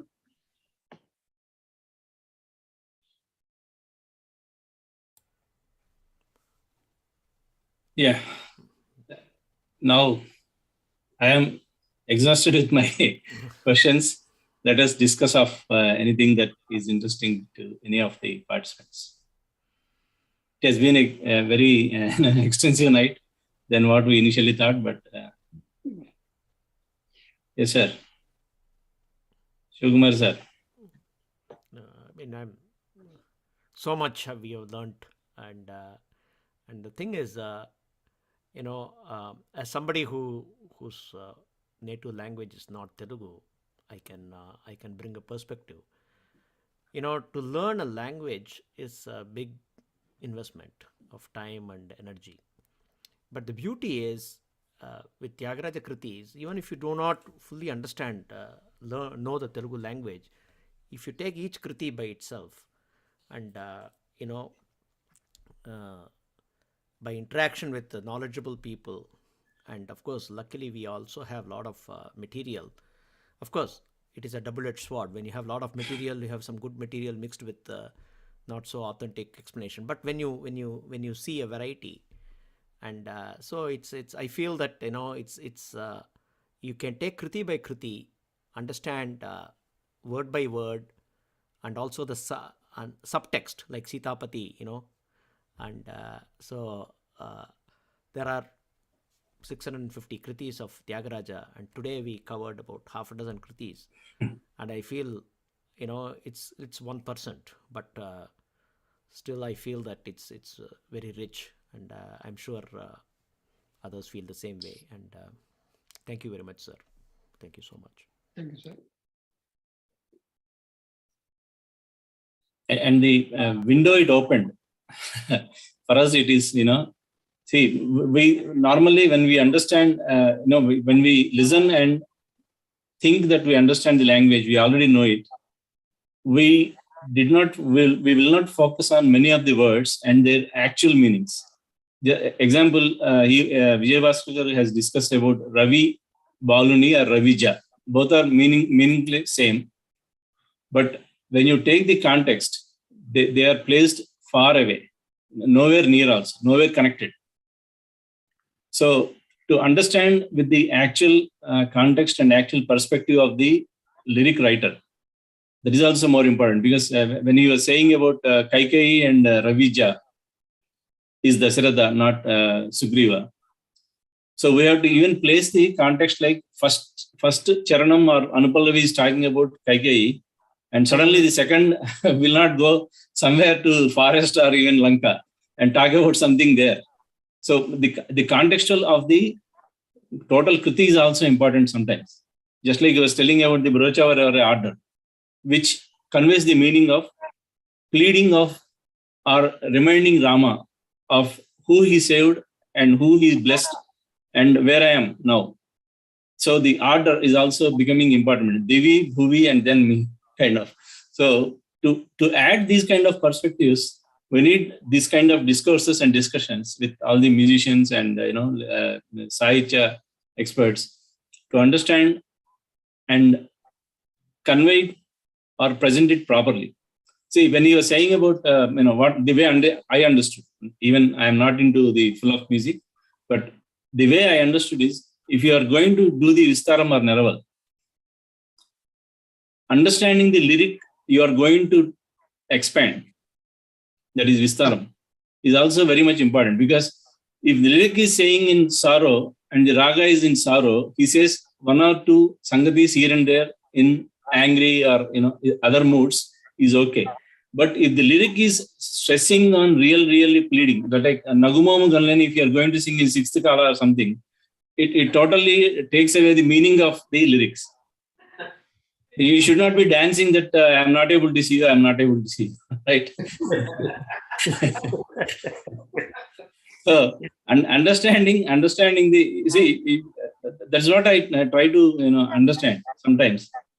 Mood and tempo based on the lyric adds to the totality of the presentation. If the lyric is saying something and the tempo is saying something else, and you are trying to sing it in Sivaranjani or Kalyani, there is a huge difference what you are trying to present, right? So for the learning people, and also for the people who are like listeners and trying to understand the beauty of the Carnatic music and involve it, immerse in it, these aspects what Vijayabhaskar has discussed today is of most important, and that will help us in even if the teacher is telling something, if we are trying to listen, not just hear it and go away, then we will try to understand and present it in a better way. That's what I got the feeling today. Thank you very much. Thank you, sir. Thank you. Bhaskar Garu, I have one question. Yes. Your critical analysis of each and every and word by word of these songs, somewhat meaning we heard, but the way that you put was something totally different that I have learned many facts about the songs that you have given. Why not you write a book with your critical analysis, which will also help the musicians so to understand the expression behind tyAgaRaja or any other composer, whatever. Yeah. So that's my request. And I also sometimes I could see your emotions where you were unable to continue for a moment and and again recover. That experience that I got recently when I was teaching one of my students, Padmiliani, Yantani ne Varninchu Sabari. Lord Rama has to all the way come from Ayodhya to this forest lady, tribal woman, old lady. So that Bhagyam, when tyAgaRaja, I just broke out. That is the first time I broke, like the way you did. So this analysis will make us realize much more about what the tyAgaRaja, the lyrics, the importance of the lyrics, and what he exactly mean by that. So even the Anadura Ganu, I just thought Anadura Ganu because Lord Rama is by my side, but you were telling something totally different. So can you please write a book on your critical analysis? And your analysis is very correct, very correct. I'm not qualified to say, but it appealed to me 100%. Yeah, it will guide the people what to understand and what to look for. At least, if you may not be able to tell everything or all the things, but if you throw the light, they say, or guide the people what to look for, where to look for, and how to look for.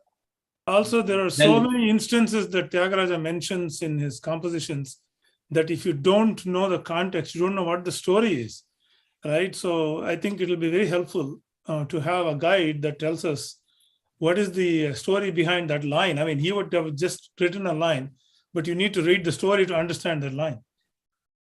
Yeah, even in even if it's a different language, also like Maramanam, Umaramanam, those kind of contexts, unless you try to study and understand, it will be just like a gimmick or a play of words.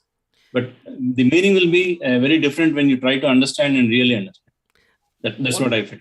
Along the lines of that, what Subhash Garu said in terms of writing the book, one request I have is, I know it's going to be a little bit more, it's like when you can relate similar phrases or anything that he has used across or even contrast. So that will be even more. So you take a kriti, explain it. But since you know various kritis, as you are describing one kriti, if you say, okay, pay attention. I would like to give a simple example. Of course, this is not anywhere near how profound it is. We were trying to get the words of an old film song. Poor recording in those days. Srini, I'm talking about your cousin Govinda. We were trying to get the words. In that, I think it's a Kalpanalo Uhinchina Hoyalu. And he couldn't get the word Uhinchina and what was coming after that. For me, Hoyalu Mira. I said, hey, Hoyalu probably makes sense because it's the same thing. So I have personally benefited from a word coming here also comes there. And for people who don't necessarily have a good vocabulary in that language, this cross relation, and I think someone with your knowledge, if you are able to kind of also do this kind of cross references, not just words, but also ideas, rasa, okay? Not just compare, but also contrast. So in this kriti, tyAgaRaja is taking this, but note in how in the other kriti, in a similar context, he is showing a different rasa. That will be a unique thing. Nobody else would have done it. And you are the highly great person. Yeah. Sir, I have started this journey. I call my journey as Rasa Prasthanam. Prasthana means the great journey towards rasa. Okay. As I said earlier, these all started with certain questions that I asked myself. Okay. And I'm trying to search answers. Okay. And the whole life is anyway not going to be enough. But I'm doing three things. After getting certain ideas, what I am doing right now is writing on music in general, musical experience in general, as a listener. Okay, what I experience, what I want to be tyAgarAja is one article I wrote. I have a good greed, as I said, Sudurasa. I want to be tyAgarAja. I don't know music. I don't even have Swaragam, but I want to be tyAgarAja. Okay, and it is possible. I have certain articles written both in Telugu and English, but to begin with, I am writing articles in Telugu. Okay, I have written a few articles on music in musical experience, aesthetic experience as one group. The other group of articles is about tyAgarAja kritis. tyAgarAja hRdayam Dwani. Dwani means heartbeat. I'm actually talking about the sound of tyAgarAja's heartbeat. I want to listen to that whenever I listen to a particular kriti. But there are so many great people who have written books on tyAgarAja kritis. I have seen a few, but frankly, I never felt that they reflected tyAgarAja's hRdayam in the kriti. They went into more of Ramayana. They showed a lot of the knowledge of Ramayana in their explanation, but I was not satisfied. So I wanted to express it from tyAgarAja's perspective. And the second thing is from the rasa's perspective. As I said, Satyam with Sangita Shastram, not for me. I leave that. And if you ask me the second question, do I have bhakti? I don't think so. I'm telling you frankly. When I cry, when I utter the kritis, I'm not crying out of devotion. I can prove that for myself. If I am a true devotee, I will be daily going and sitting in front of Rama and spending 4 hours. No, I am not doing that. I'm still going to office. I don't have time. I just go to the prayer room, just do one namaskara and go on my own work. But what is it that I have? I am interested in the aesthetic. I am only looking at the rasa part. Rasovai saha is my motto. I have to experience the tyAgarAja hRdaya bhavam, the feeling of that tyAgarAja experienced when he wrote a particular kriti. I want to truly and fully experience that in my mind.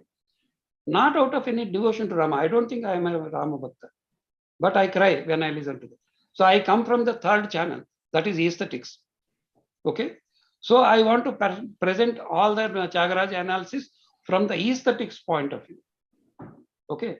So wherever I'm able to, in fact, I would say that it's not my credit that I am able to write. As a mechanical engineer, I barely knew Telugu language also, except for my grandfather who was a poet and my father had a music and literal interest. Okay. That gave certain genetical inputs to me. And I worked in Maharashtra for 25 years and came down to Hyderabad, and I just wanted to write something. The words just floated in my mind. How it happened means I have no idea. Okay. It happens with the Krupa of tyAgarAja Swami. Okay. Sometimes he takes somebody as the outlet for expressing something. Why it is me? I have no explanation, but I'm extremely happy to be doing this kind of thing. So I have written so far about 20, 25, 30 kritis. To publish that as a book, it is still a too small compilation of this thing. Similarly, I'm also putting quotes, one-liners. I want to make people think about music and aesthetic experience. I make one-liners both in Telugu and English. I put them regularly on Facebook. I have a Facebook group called tyAgarAja hRdaya Dwani. I keep posting whatever I developed into that one. Ultimately, I want to convert all of that into a book. I want to compile them. Some people have already told me that you should write them straight away in English so that it will reach a wider audience. Okay. But I have my own software company. So retirement right now is a very difficult aspect. So I'm still struggling with the office business and all that. And the lockdown time was very good for me because I was able to dedicate my whole time into music and trying to write something. But ultimately, I would like to compile all of them into a couple of books, probably in Telugu as well as in English. I just wait for the tyAgarAja Swami to give me that inspiration. Very nice, sir. So let us come to the closing, because it's 3 hours successfully. We have been discussing, and thanks to Vijayabhaskar garu for taking out time and giving us this very good knowledge of Kritis, in particular tyAgarAja in a very specific angle, and also for all the musicians and artists of DM area, Shivkumar garu, Subhash garu, Srinivas garu, and Lalita Rampalli, who has been helping me in forming these kind of things, and also other members who have joined, and all the artists who have presented the Kritis also. Thanks them, and even the small girl who has presented Anaka. Thank to everybody, Vijayan, Praveen, Srinivas Bangar Balegaru.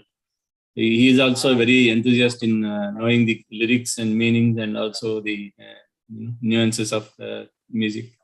So we have been in a good association, and with these kind of discussions, at least we are trying to understand more and let the people also understand more. And also Kamal Kiran kind of joining today with his busy schedules.